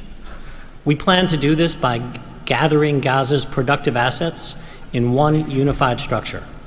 This will allow independent, professional, conflict-free management of the resources to benefit the Gazans. This will also enable expeditious planning and zoning and not fragmented projects that do not contribute to an economic whole. The potential here is tremendous, but it has to start somewhere. The start is in Rafah, where, as you heard, that will be the first place security is deployed. The plan is 100,000 homes for 500,000 residents plus $5 billion of infrastructure. Over time, 400,000 homes for the entirety of the population with more than $30 billion of infrastructure. Let me put it in financial terms. This is not a problem of money or collateral. This is a problem of peace.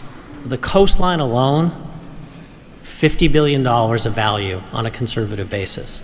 The housing stock, more than $30 billion as rebuilt. The infrastructure, more than $30 billion. $115 billion of value. It just needs to be unlocked and financed. Great. Thank you. Mr. Ajay Banga. Thank you, Caroline, and thank you, Mr. President.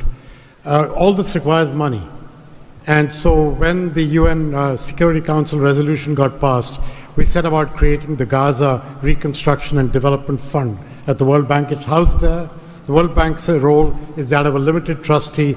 We manage the donor contributions coming in of the type that the President said a little earlier in his opening remarks. And then we help to manage that money while it stays with us. And under the direction of the Board of Peace, we disperse the money for reconstruction and development projects in Gaza. This fund is ready to receive the donations that he spoke about just a little while ago. The second part of the story is that U.S. donors deserve the right to know that the money is being used in a transparent way. We are helping, along with the Board of Peace, which takes the ownership of ensuring that the right kind of financial, legal, and oversight mechanisms are being put in place. We've even assigned a financial controller from the World Bank on a secondment basis to the Board of Peace to ensure that we can try and help build the best standards in this process. Now, this is just the beginning. This work is going to need 2 or 3 things that the World Bank Group can bring to the table. The first is leveraging of public finance. Because of our AAA rating, we have the ability to leverage private bond money to help to create the resources we need to do what Mark just talked about. The second is we can de-risk private investing. And the third is we have people on the ground and expertise and knowledge of doing this kind of work in other markets. We want to be not an armchair critic of a process, but an active participant in giving Gazans and people in the region the opportunity of the lives they deserve the one time we get the chance. So thank you again.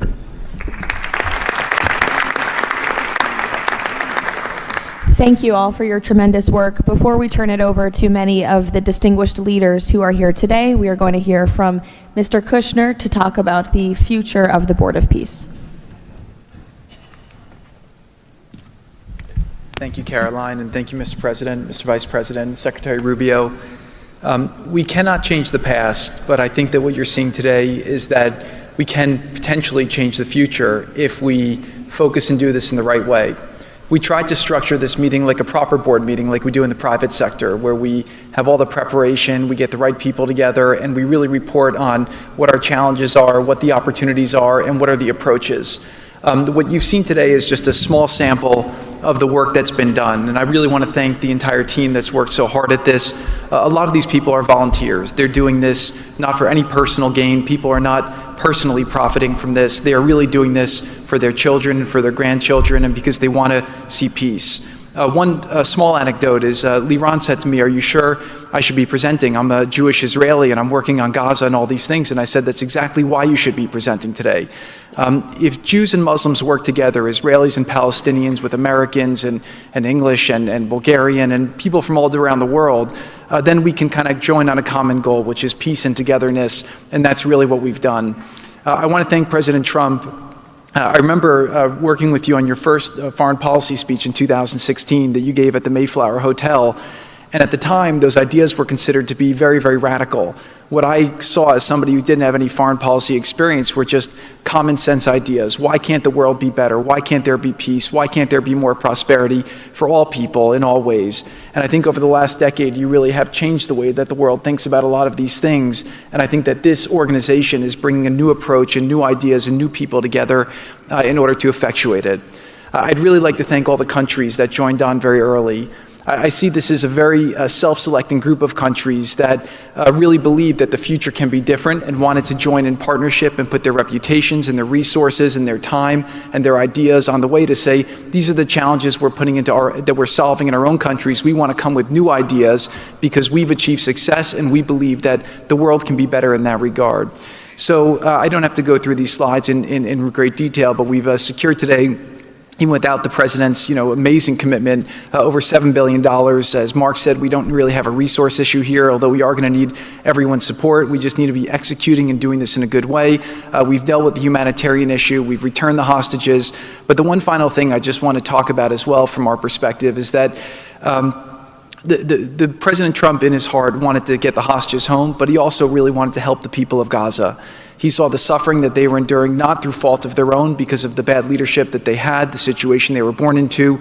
The war was a horrific, horrific situation. And I think through this process, thanks to Ali and the committee, we are now here to fully support the committee. We are here to help the people of Gaza, to lift them up and give them every opportunity to succeed. And we really see this as a partnership with them and with the Israelis to see if we can create an environment that can be peaceful, that can be functional, that can offer people the opportunity to really live a better life. And I think you've seen some of the work today, and hopefully we'll be successful. Like I said, the last one, failure is not an option, and we have to really push forward and keep finding ways to succeed with this. So really thank you, President Trump, Vice President Vance, and Secretary Rubio, and obviously Steve, who's been, like he said about me, I feel just about him. Working through all these challenges has been an absolute honor and a pleasure with you, and I've really been very lucky to have your partnership. So really thank you all, and I'll give back to Caroline. Thank you. Thank you, Jared. The war Hamas began has left. The war Hamas began has left Gaza in ruins. Yet from these ruins, a new future will rise. President Donald Trump unparalleled achievements in just few months. The United States, together with key regional and global partners, has signed the 20-point Gaza Peace Plan, a blueprint for security, peace, and prosperity. All the hostages returned, the living ones to their homes and the deceased to burial.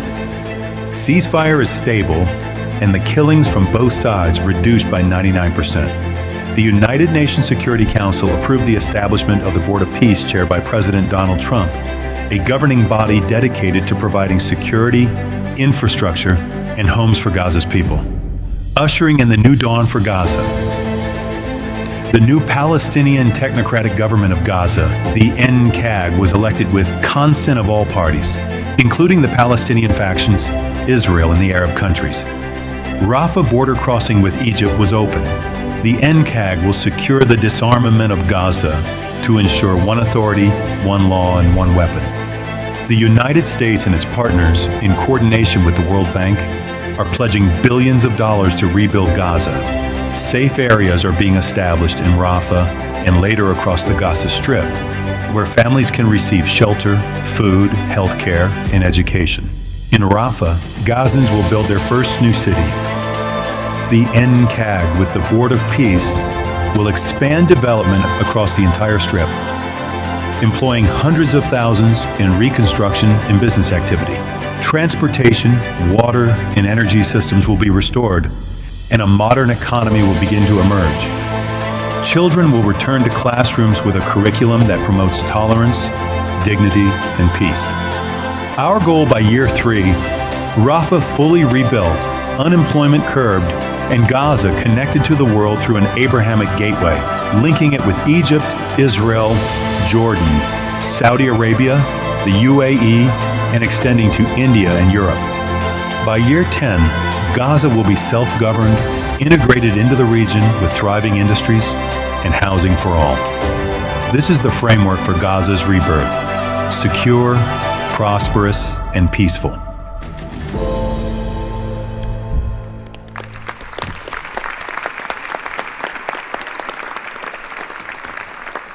It's amazing.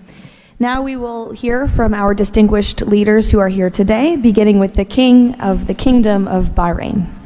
You're welcome. President Trump, distinguished members of the Board of Peace, it is an honor to participate in this inaugural meeting of board convened by President Donald Trump. I take this opportunity to extend my heartfelt congratulations on this worthy and timely initiative. The meeting comes during the holy month of Ramadan, where we will pray to Almighty God that our endeavors will bring peace, security, prosperity to the world. As a founding member of the Board of Peace, the Kingdom of Bahrain recognizes and endorses the tremendous potential of this body, the extraordinary drive of its chairman, and his sincere efforts to unify nations in our common objectives of fostering and enduring peace for the Middle East. We greatly appreciate President Trump's initiative in presenting the Gaza Peace Plan and establishing this board as a vital platform for dialogue, action, and delivery. As we embark on this historic journey together, we urge all peace-loving nation organizations and groups to actively engage in the successful implementation of the second phase of the Gaza Peace Plan.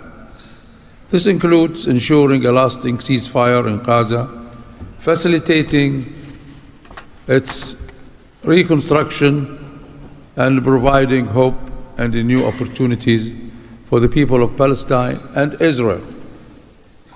This inaugural meeting of the Board of Peace marks an extraordinary and pivotal chance to envision a new future to Gaza, one that emerges from the ruins of conflict to building a landscape of security, aspiration, hope, and opportunity for its people. And reaffirming our commitment to this vision, the Kingdom of Bahrain has contributed the funds towards the operations and administration of the Board of Peace, and today we announce our readiness to provide the necessary infrastructure and skills to establish an effective government digital services platform for Gaza.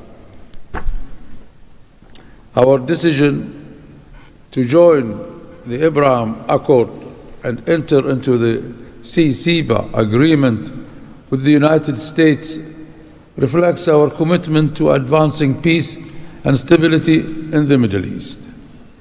The United States' historic and ongoing presence in our region has served as a positive force for stability, and we remain dedicated to strengthening our partnership.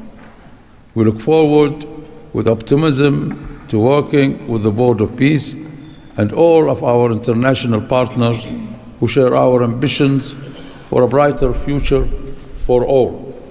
Thank you, Mr. President.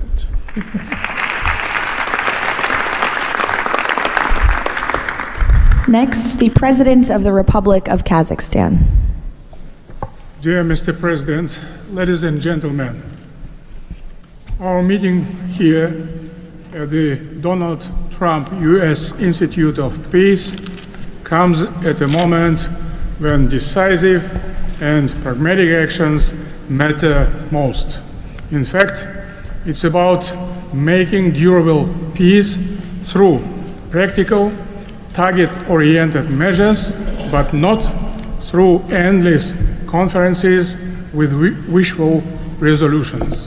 Mr. President, your clear vision and far-sighted approach to promoting global peace and stability has inspired my country to join the Board of Peace.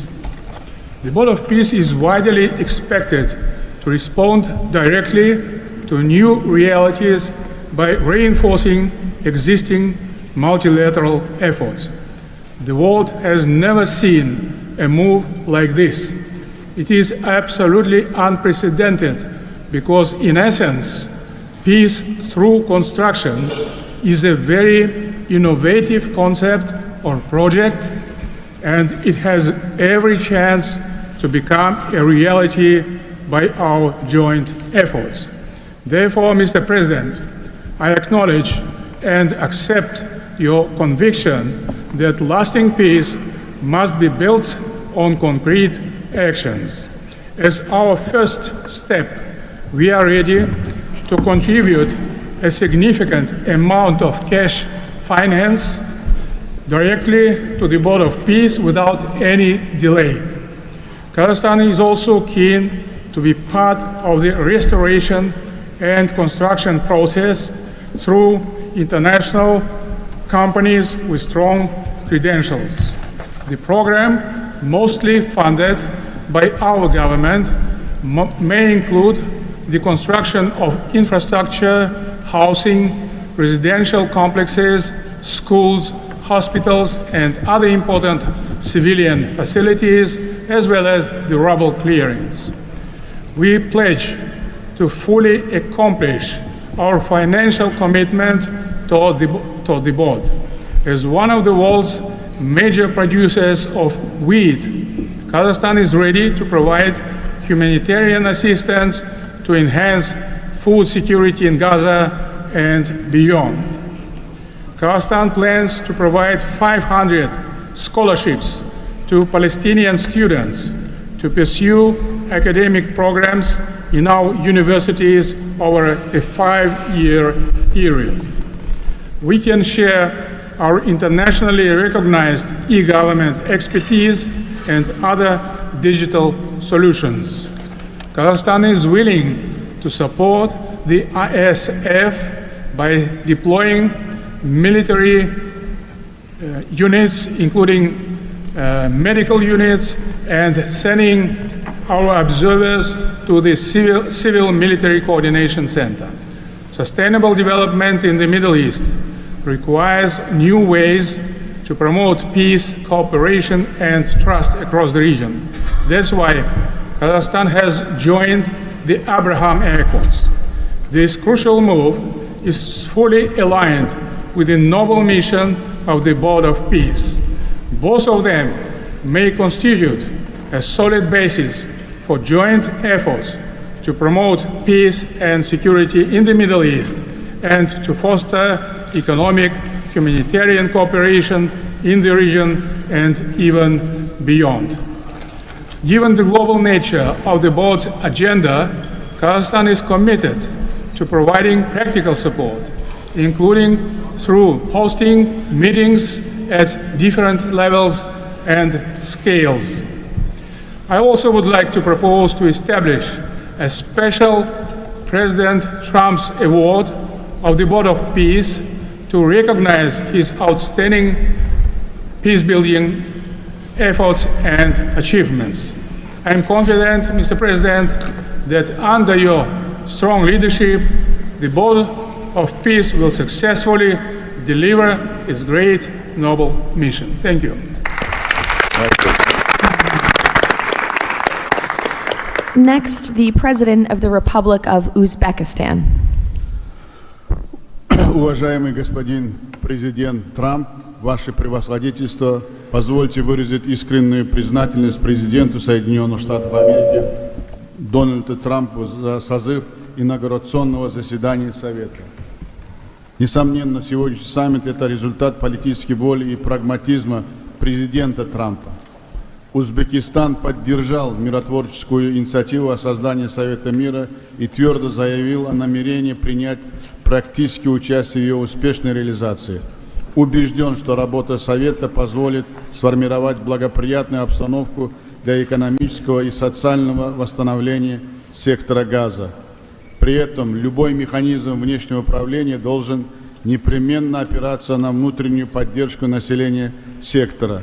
Скоординированные усилия всех сторон позволят обеспечить устойчивость постконфликтного процесса и создание условий для скорейшего восстановления Газы. Подчеркну, что Узбекистан готов внести посильный вклад в возведение жилых домов, детских садов, школ и больниц. Уважаемые друзья, символично, что нынешний саммит проходит в Институте мира имени Дональда Трампа. Наша встреча является ярким проявлением международной солидарности, миротворчества и общего стремления к улучшению ситуации на Ближнем Востоке. Мы должны использовать эту историческую возможность для построения новой Газы с процветающей экономикой и достойным условием жизни для всего населения. Благодарю за внимание.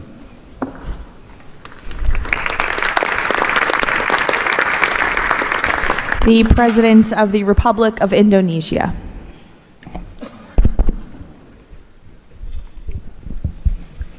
President Trump, distinguished delegates, Indonesia, from the first day that we studied President Trump's 20-point plan, we completely agree and we are fully committed to this plan. And that is why we joined the Board of Peace. We are committed to its success. We know there will be a lot of obstacles, there will be a lot of difficulties, but we are very optimistic with the leadership of President Trump. This vision of real peace will be achieved. There will be problems, but we will prevail. We will achieve our dream of peace in Palestine, peace, a lasting and peaceful solution for the Palestinian problem and in Gaza. The achievements of the ceasefire is real. We commend this, and therefore we reaffirm our commitment to contribute significant number of troops, up to 8,000 or more if necessary. We are prepared to contribute the troops to take part actively in the international stabilization force to make this peace work. Thank you very much.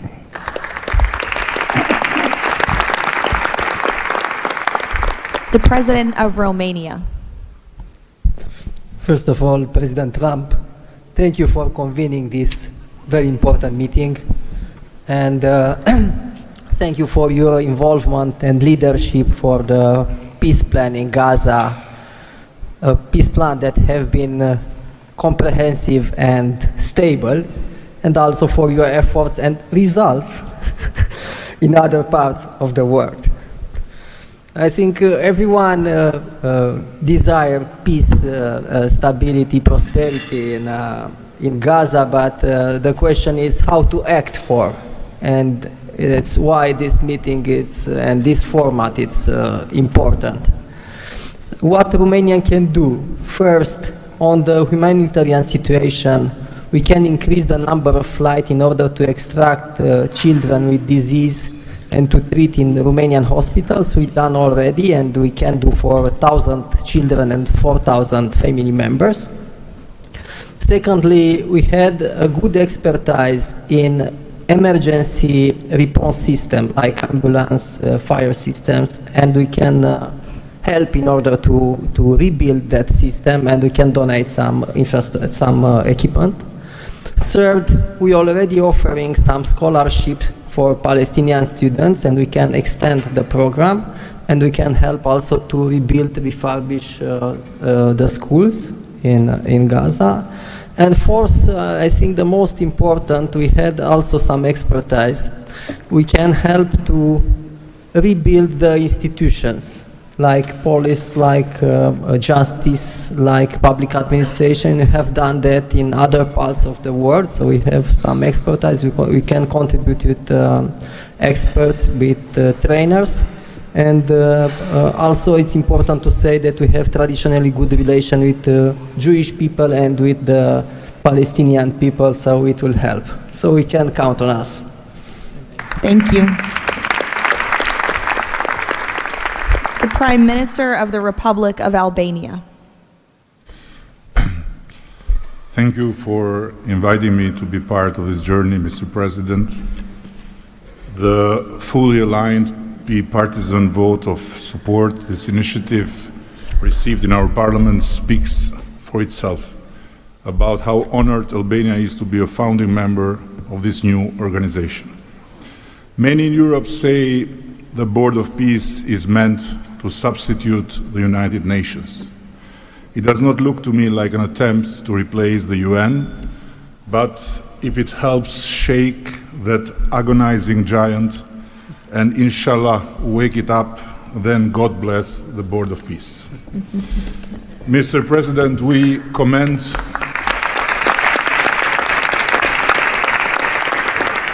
commend your decisive role in bringing a halt to the heartbreaking conflict in Gaza, and Albania has confirmed its participation in the stabilization force with our troops. At the same time, I propose that this board invite all countries to contribute directly by building a dedicated public facility for Palestinian children And in doing so, the world would help the children of Gaza, who are the most innocent hostages of the lunacy of Hamas,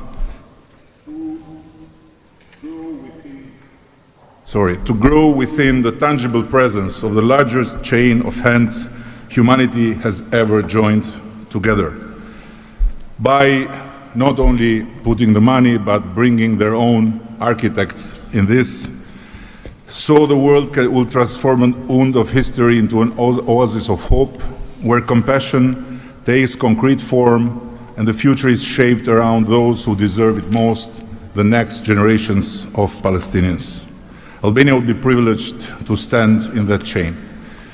Allow me very briefly to draw your attention to another open conflict closer to home, where President Trump's leadership during his first term brought Kosovo and Serbia closer than ever to a final peace agreement. The president of Kosovo was then brutally prevented from traveling to the White House to sign that agreement in the presence of President Trump. And this was the doing of the very same Sicario prosecutor that went after President Trump himself, and for that became worldwide famous. Today, the Kosovo president have now spent 6 years in pretrial detention before a special court in The Hague, sponsored by several democratic states, some of them present here, that should be shamed of that type of international justice. Just last week, Mr. President, another prosecutor funded by this great country and its taxpayers requested 45 years of imprisonment for him, a request that sent shockwave of humiliation through an entire peace-seeking nation. At this moment, only a few months stand between a man who rose from resistance to ethnic cleansing to become a peacemaker and the potentially devastating outcome in a court that has so far failed at every step to uphold the standards of democratic justice. For the sake of God, Mr. President, let's do something before, as you say, very bad things might happen again. And again, thank you so much for including Albania in this noble initiative by bringing close friends of Israel and of the Arab countries. We very much hope to be an added value in your amazing vision.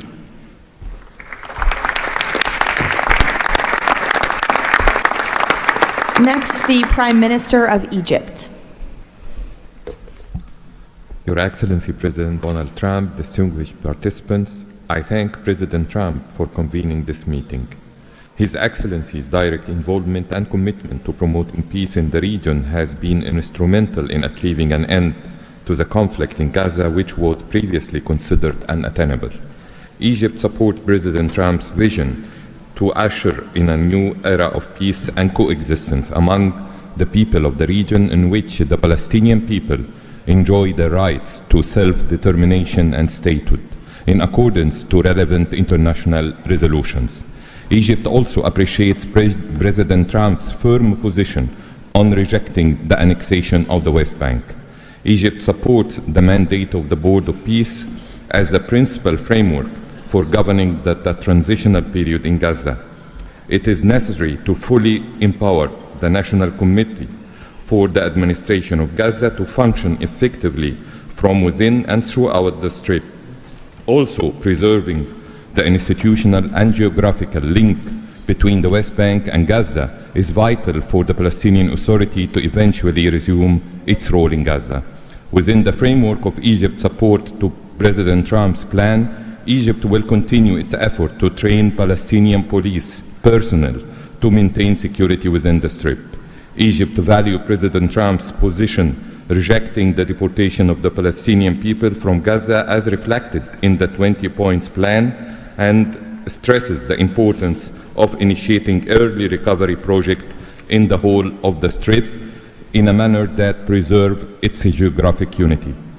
Let us consider today's meeting as initial step in advancing these objectives. Again, thank you, Your Excellency President Trump. Thank you. The Prime Minister of the State of Qatar. Thank you. Mr. President, distinguished members of the Board of Peace, thank you for convening this meeting under the banner of peace. Qatar reaffirms its commitment to the Board of Peace as it was committed to the very first day of the mediation efforts. From that day until the end, when we have witnessed in that historical moment in Sharm el-Sheikh the signing of this agreement together with our partners. For decades, this conflict has burdened our region and the world, and our responsibility remains to achieve a just and lasting resolution. The board, under the President Trump leadership, will advance the full implementation of the 20 points plan without delay, ensuring fairness and justice for both Palestinians and Israelis. In this spirit, Qatar pledges $1 billion in support to the board mission aimed at reaching a final resolution that fulfills Palestinian aspiration for the statehood and recognition, and the Israeli aspiration for security and integration. We will also continue our humanitarian coordination together with our UN partners and the Board of Peace. Thank you very much. Thank you. The Deputy Prime Minister and Foreign Minister of the UAE. Mr. President, thank you for gathering us today. I really hope that the beginning of Ramadan will give us all guidance towards peace, coexistence, and living in prosperity with each other. Mr. President, just over 5 years ago, you with your friend, my president, Sheikh Mohammed, and the Prime Minister of Israel launched the Abrahamic Accords.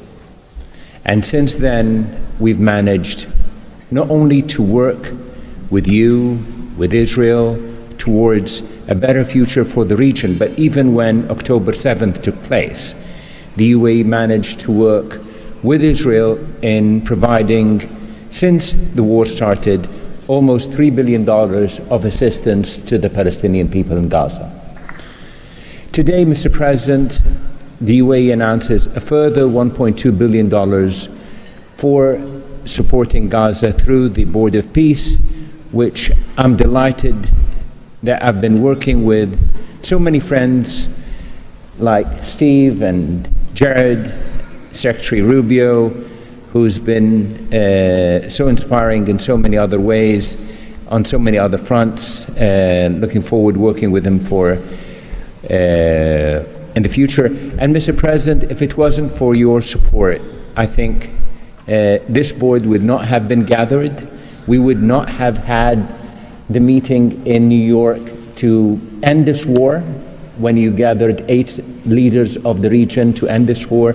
So, Mr. President, during Ramadan, we pray for your success. Thank you. Thank you.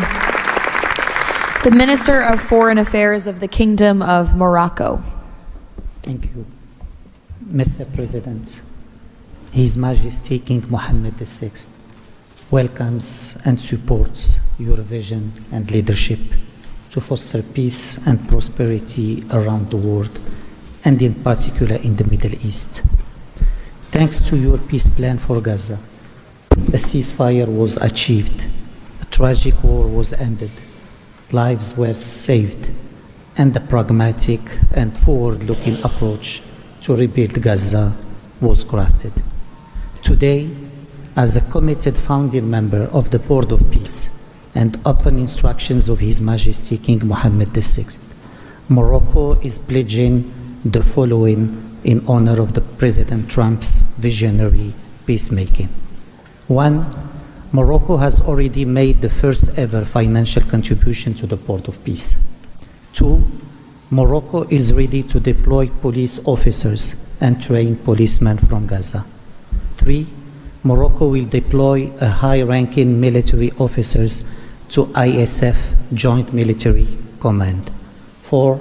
Morocco will deploy a military field hospital.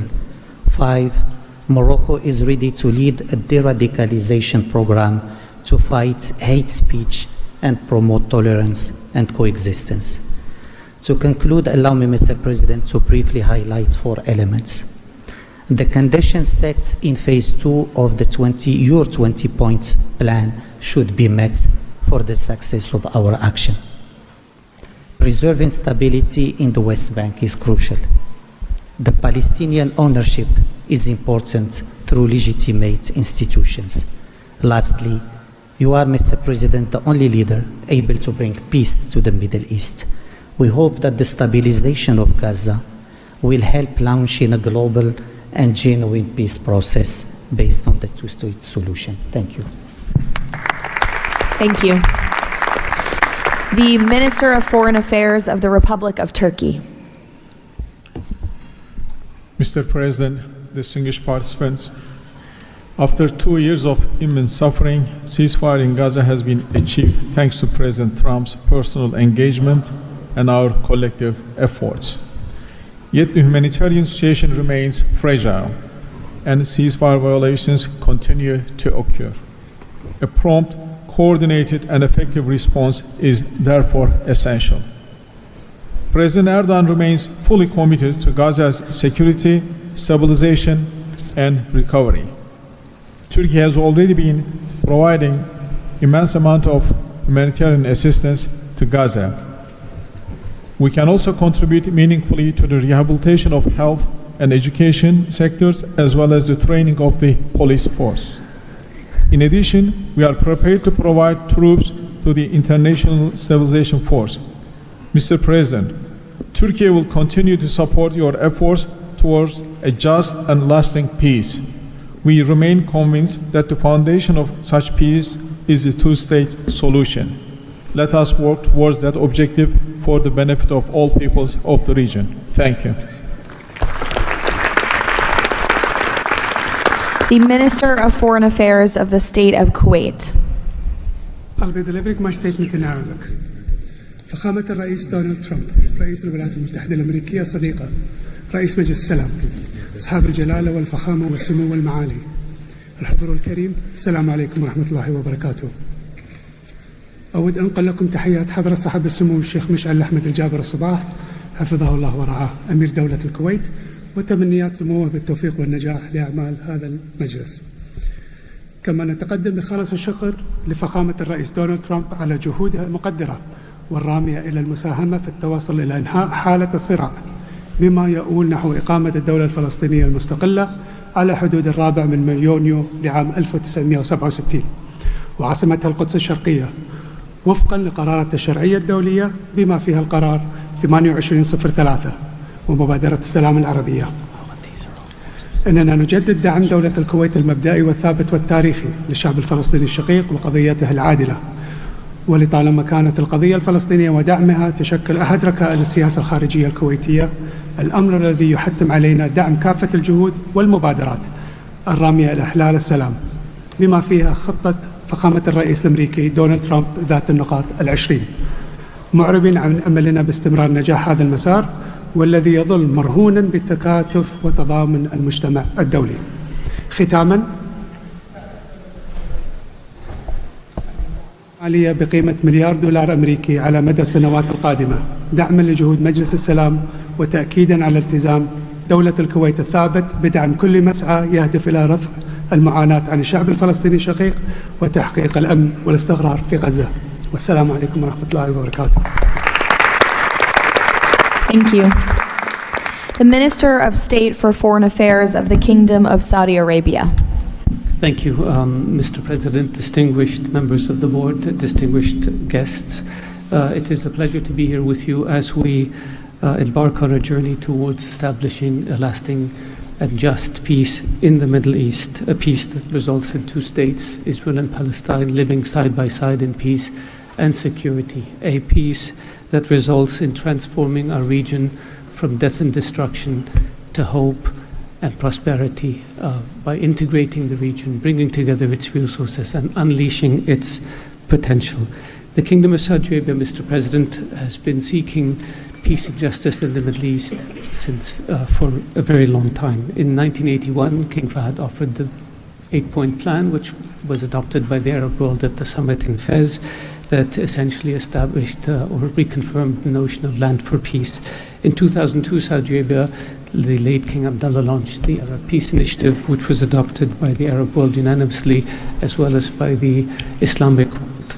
Today, the custodian of the two Holy Mosques, King Salman bin Abdulaziz, and His Royal Highness Crown Prince Prime Minister Mohammed bin Salman are working towards realizing a vision for peace and prosperity and security and integration in our region. So, Mr. President, we look forward to working with the Board of Peace to establish this noble objective, and I'm pleased to announce that King Mr. Adbeba will pledge $1 billion over the next few years in order to achieve this objective, to work towards alleviating the suffering of our Palestinian brothers and bring them the peace that they and the whole region so desperately desires. So thank you very much and good luck to all of us. Wassalamu alaikum wa rahmatullah. I know there were a few more leaders who wanted to quickly share a few words, so we will go to the President of the Argentine Republic, Milei. Señor Presidente, distinguidos miembros del Board of Peace, la nueva Argentina ha adoptado una posición clara en política exterior. Defendemos de forma inclaudicable el derecho a la vida, la libertad y la propiedad y sus instituciones derivadas, la igualdad ante la ley, la libertad de expresión y el libre comercio. La defensa de esos derechos no es negociable, es un prerequisito para la paz. Pero no todos los actores internacionales juegan con las mismas reglas. Hay quienes rechazan esos derechos, los pisotean y se benefician de lo que los demás respeten. Frente a ellos, la buena voluntad no alcanza. Necesitamos instituciones con voluntad y capacidad de hacer valer las reglas. La paz duradera no se construye sobre consensos que ceden en lo fundamental. Se construye sobre la determinación de defenderlo. Si vis pacem, para bellum.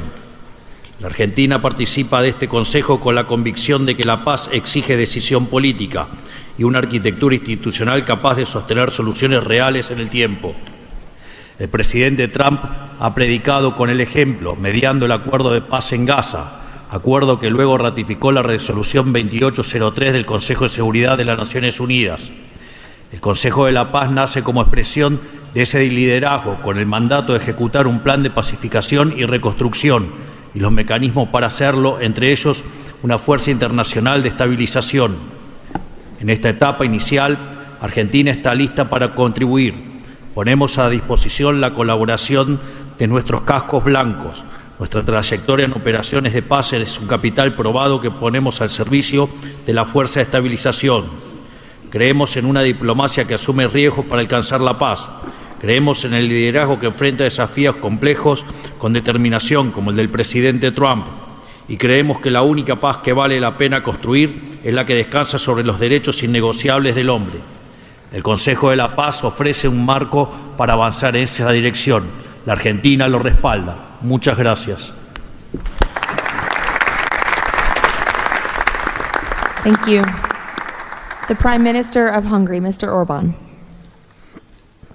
Dear Mr. President, Excellencies, dear colleagues, first of all, let me express the appreciation of the Hungarian people to President Trump for his tireless peace efforts all around the world. Hungary is the only country to be represented here on the highest level among the founding members from the European Union. I represent a country which has been living in the neighborhood of a brutal war for the last 4 years. We all know this war would not have broken out if President Trump had been in office at that time. However, President Trump's return to office offers a great chance to multiply the peace efforts not only in Gaza, but in Ukraine as well. We in Europe understand clearly that the security situation in the Middle East, and especially in Gaza, has a significant impact on the security of Europe. Therefore, our participation in the Board of Peace is not only based on principle, but also on our own security interest. Let me also share with you that there is serious talks going on in Europe about the Board of Peace and its future role. We understand that during the recent decades, international organizations have failed to fulfill their role to preserve peace and stability worldwide. Therefore, new initiatives are needed to bring forward the issue of peace globally. We are sure that President Trump's initiative to establish the Board of Peace is such a step to the right direction. President, we are proud to be among the founding members, and we are happy to be in such a great company. Thank you very much. Thank you. President Peña of Paraguay, who tapped my shoulder, wants to say a few words. Yes, thank you, Caroline. Thank you, President Trump. Thank you for bringing hope again, President Trump. I think that of the many things that you have achieved in the last 12 months as President of the U.S., I think the greatest thing, and I'm probably the youngest head of state here, is hope, President. We have lost hope about solving problems for many, many decades. A system that was broken, a system that was not able to bring solutions. Now we're seeing that thanks from your leadership, we are solving the issues. I come from a country that 160 years ago faced extinction. We went to a war against our neighbor and we lost 60% of our territory and 90% of the male population. So we know on our own flesh the hardship and all the difficulties of war. That's why Paraguay is so proud to be a founding member of the Board of Peace, and we're here to collaborate. Maybe we are not going to be the country that's going to bring the more money or the more security forces, but I think that there is a lot that all of the countries can bring to the table to solve these issues. Paraguay, together with a handful of countries, have been supporting Israel, and we will continue to do so. But we come here with an open heart to work for peace. And today is Gaza, tomorrow will be another conflict area in the world, but we need to solve each of all these conflicts, and I really appreciate the leadership that you have taken, President. Paraguay stand ready to collaborate next to you. We're going to continue to support the U.S. initiative.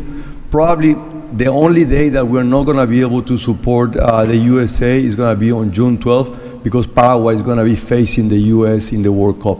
Thank you very much. Thank you. The Minister of Foreign Affairs of the State of Israel, please. Thank you. President Trump, this is an important day. Your historic actions have proven time and again. You are a leader who takes initiative, forges new paths, and works toward a better future for the entire world. Your visionary leadership, alongside with Prime Minister Netanyahu's resolve, brought all our hostages home from Gaza. Thank you for that. I'm proud to represent here the State of Israel that stood through such a difficult war for 2 years on 7 different fronts, demonstrating resilience and strength. As I stand here, I recall the 925 brave soldiers that gave their lives in a war against pure evil, Hamas, Islamic Jihad, and Hezbollah. These are the best people. To them, we owe our existence and all our achievements. They will not be forgotten. I think of them and their families who paid the heaviest price. Since Hamas violently took over Gaza in 2007, it built the largest terror state in the world with huge terror infrastructure above and below ground. October 7 was the peak of Hamas' ongoing terror campaign through decades.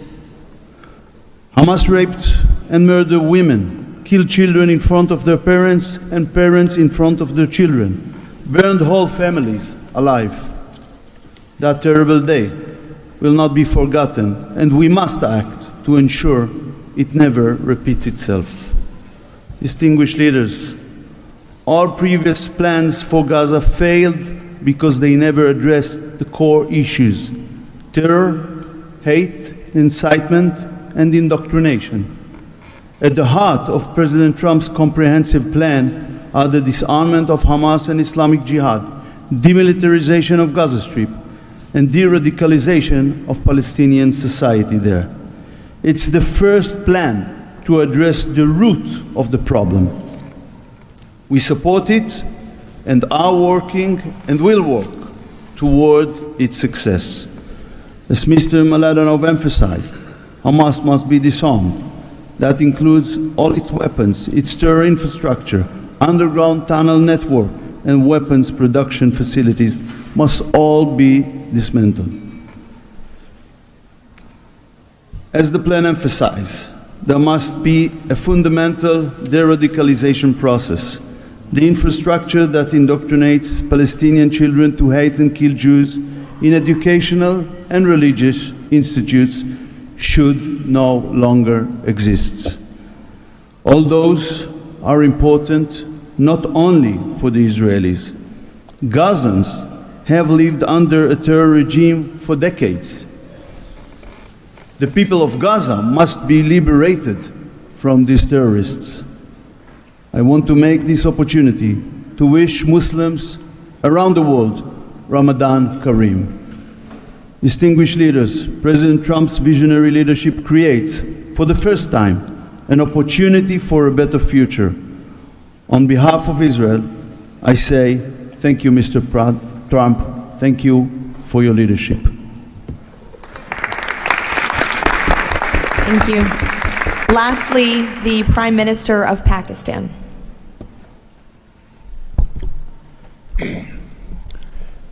Bismillah ar-Rahman ar-Rahim. Your Excellency, President Donald J. Trump, members of the Board of Peace, distinguished guests, ladies and gentlemen, Assalamu alaikum and a very good morning. It's a great honor, Mr. President, to attend this inaugural Board of Peace meeting in this holy month of Ramadan, and may God reward you and make you successful in your efforts to bring lasting peace in Gaza.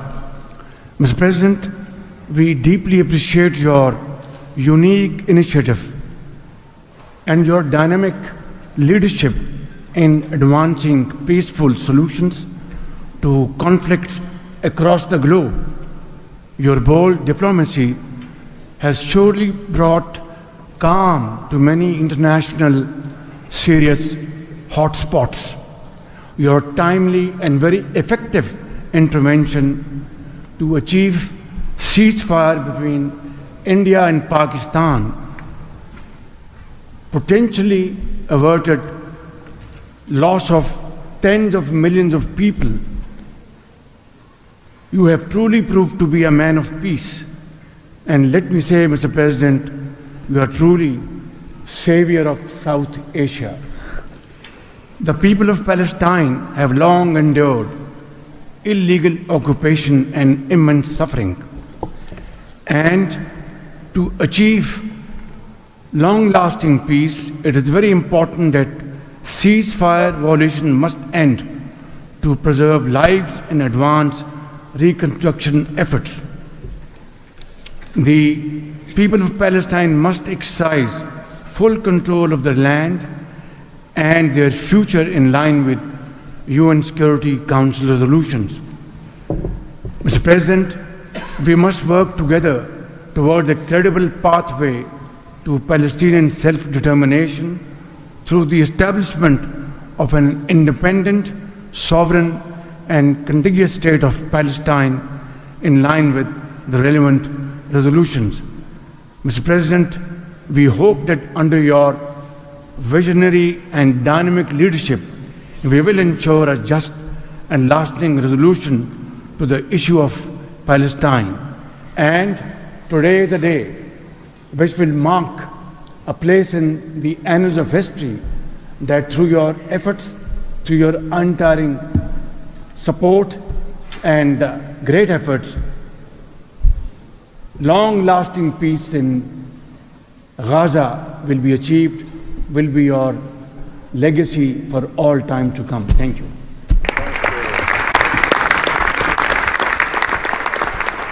Thank you. We will now hear from the president of FIFA, Giovanni, to share more about FIFA's new partnership with the Board of Peace. Thank you. Thank you, Caroline. Dear President, distinguished leaders, dear friends, I just have 3 quick points I want to mention now. Football, that's the first point, football, or soccer as it is called, here is the world's universal language. It is spoken by 6 billion people, 6 billion fans who have the same feelings. It's about hope, it's about joy, it's about happiness, it's about coming together, and it's about uniting the world. Mr. President will unite the world here this summer during the World Cup, but if we truly want to unite the world, we need peace, of course.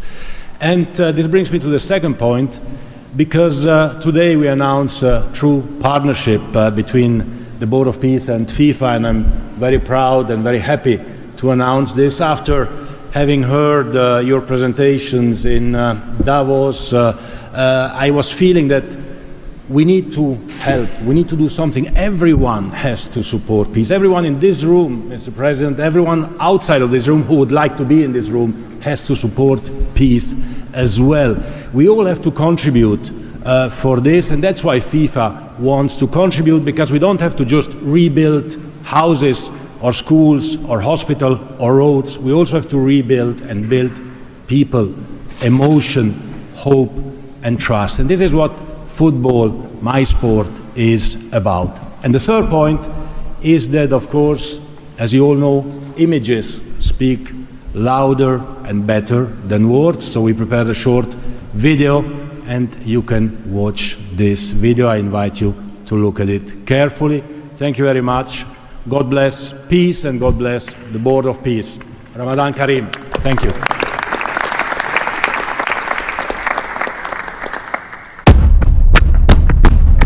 In a world where conflict has silenced playgrounds and broken routines, there is one language that still unites hearts: football.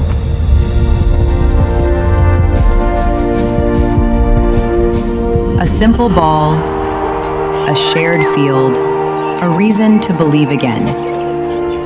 Today, FIFA and the Board of Peace come together to turn football into a bridge toward peace, dignity, and hope. Through this partnership, a complete football ecosystem will be created.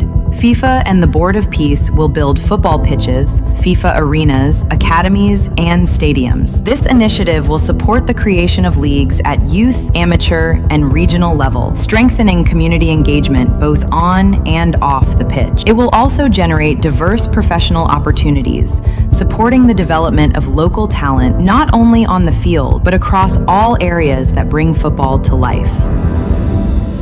Football does more than create players and coaches. It rebuilds confidence, restores routine, reopens doors to education, teamwork, and belonging. Local communities take the lead. Parents, teachers, volunteers, youth leaders, all becoming part of a shared mission to heal, to rebuild, to move forward together.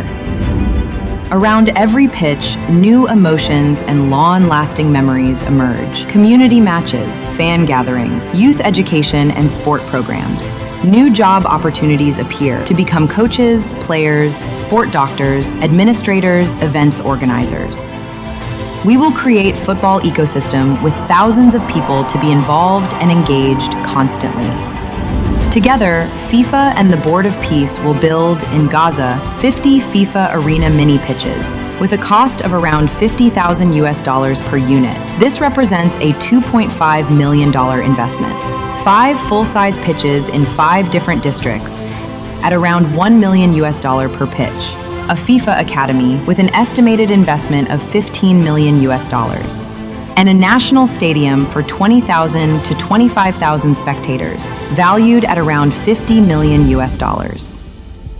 These investments will create a complete football ecosystem designed to support communities and future generations. FIFA and the Board of Peace, united for football, committed to peace.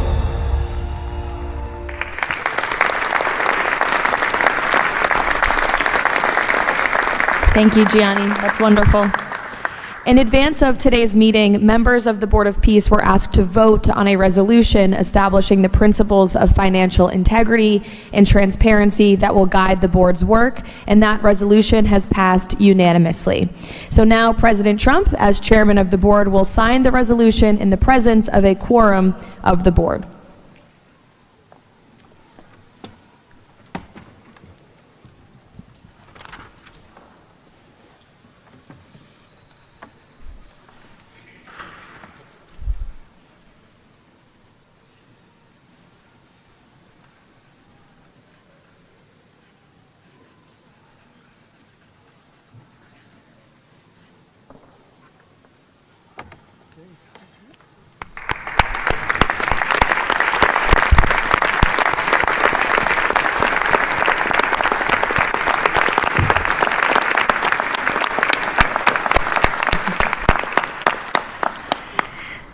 Now, while this is not a fundraiser, the Board of Peace has already inspired remarkable support from so many on this stage.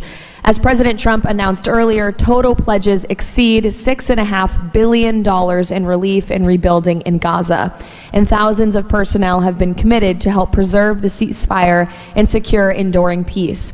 I would like to ask the heads of the following delegations to join President Trump on stage as he signs the fundraising pledges: Albania, Azerbaijan, Bahrain, Egypt, Indonesia, Jordan, Kazakhstan, Kosovo, Kuwait, Morocco, Qatar, Saudi Arabia, the UAE, and Uzbekistan. Please join the President as he signs the fundraising pledges.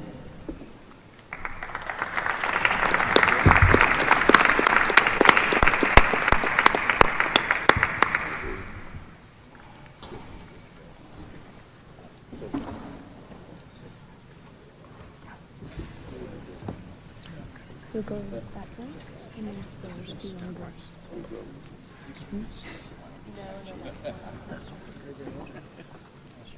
Sir, you'll go this way.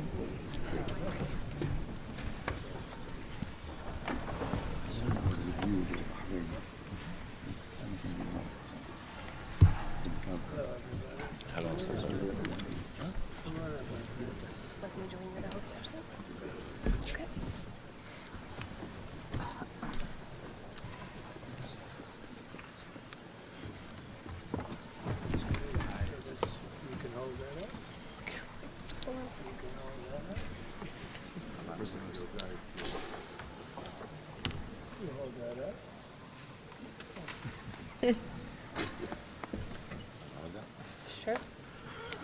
All right.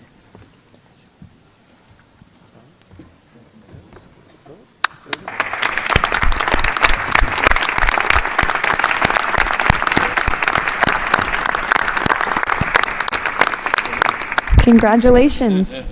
Now, President Trump, if you would like to say a few words to conclude, and then you have the honor of gaveling out the first ever Board of Peace meeting. Well, thank you very much, Caroline. And I will say that this has been, I think, will maybe be one of, if not the most important day of our careers. And we've had some pretty good careers up here, but this is something very special. And we're going to straighten out Gaza. We're going to make Gaza very successful and safe. And we're also going to maybe take it a step further where we see hot spots around the world. We can probably do that very easily. This is a tremendous group of powerful people and brilliant people. And I think that we can do things that a lot of other people would not be able to even conceive of or think of.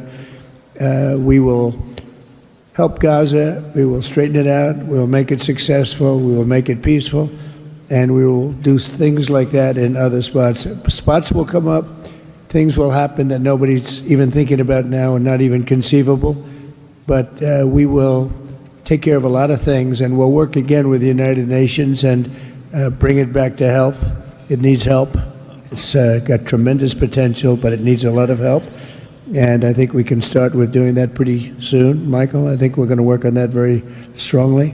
We can fix up even the building physically. I love to see beautiful buildings. I like to see buildings fixed up physically, not look like they are in disrepair. We don't like that.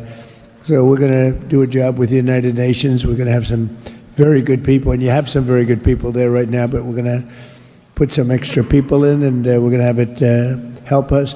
But most importantly for today, the Board of Peace is going to lead the way in Gaza. We're going to make Gaza an example of success and safety and unity. And it's an honor that you're here, and I want to thank the media for being so respectful. You're really amazing. It's given the Board of Peace the respect it deserves. These are the most powerful people in the world, the richest people in the world through their countries, and they have made a tremendous commitment, and the United States likewise has made a tremendous commitment. Thank you to everybody for your involvement, and we look forward to working with you over the years for many, many reasons, many very, very good humanitarian reasons. Thank you all. Thank you very much. Thank you. Thank you, Mr. President. Well done. Thank you, everybody. Ready? We'll take it with us. Thank you, everybody. That's great.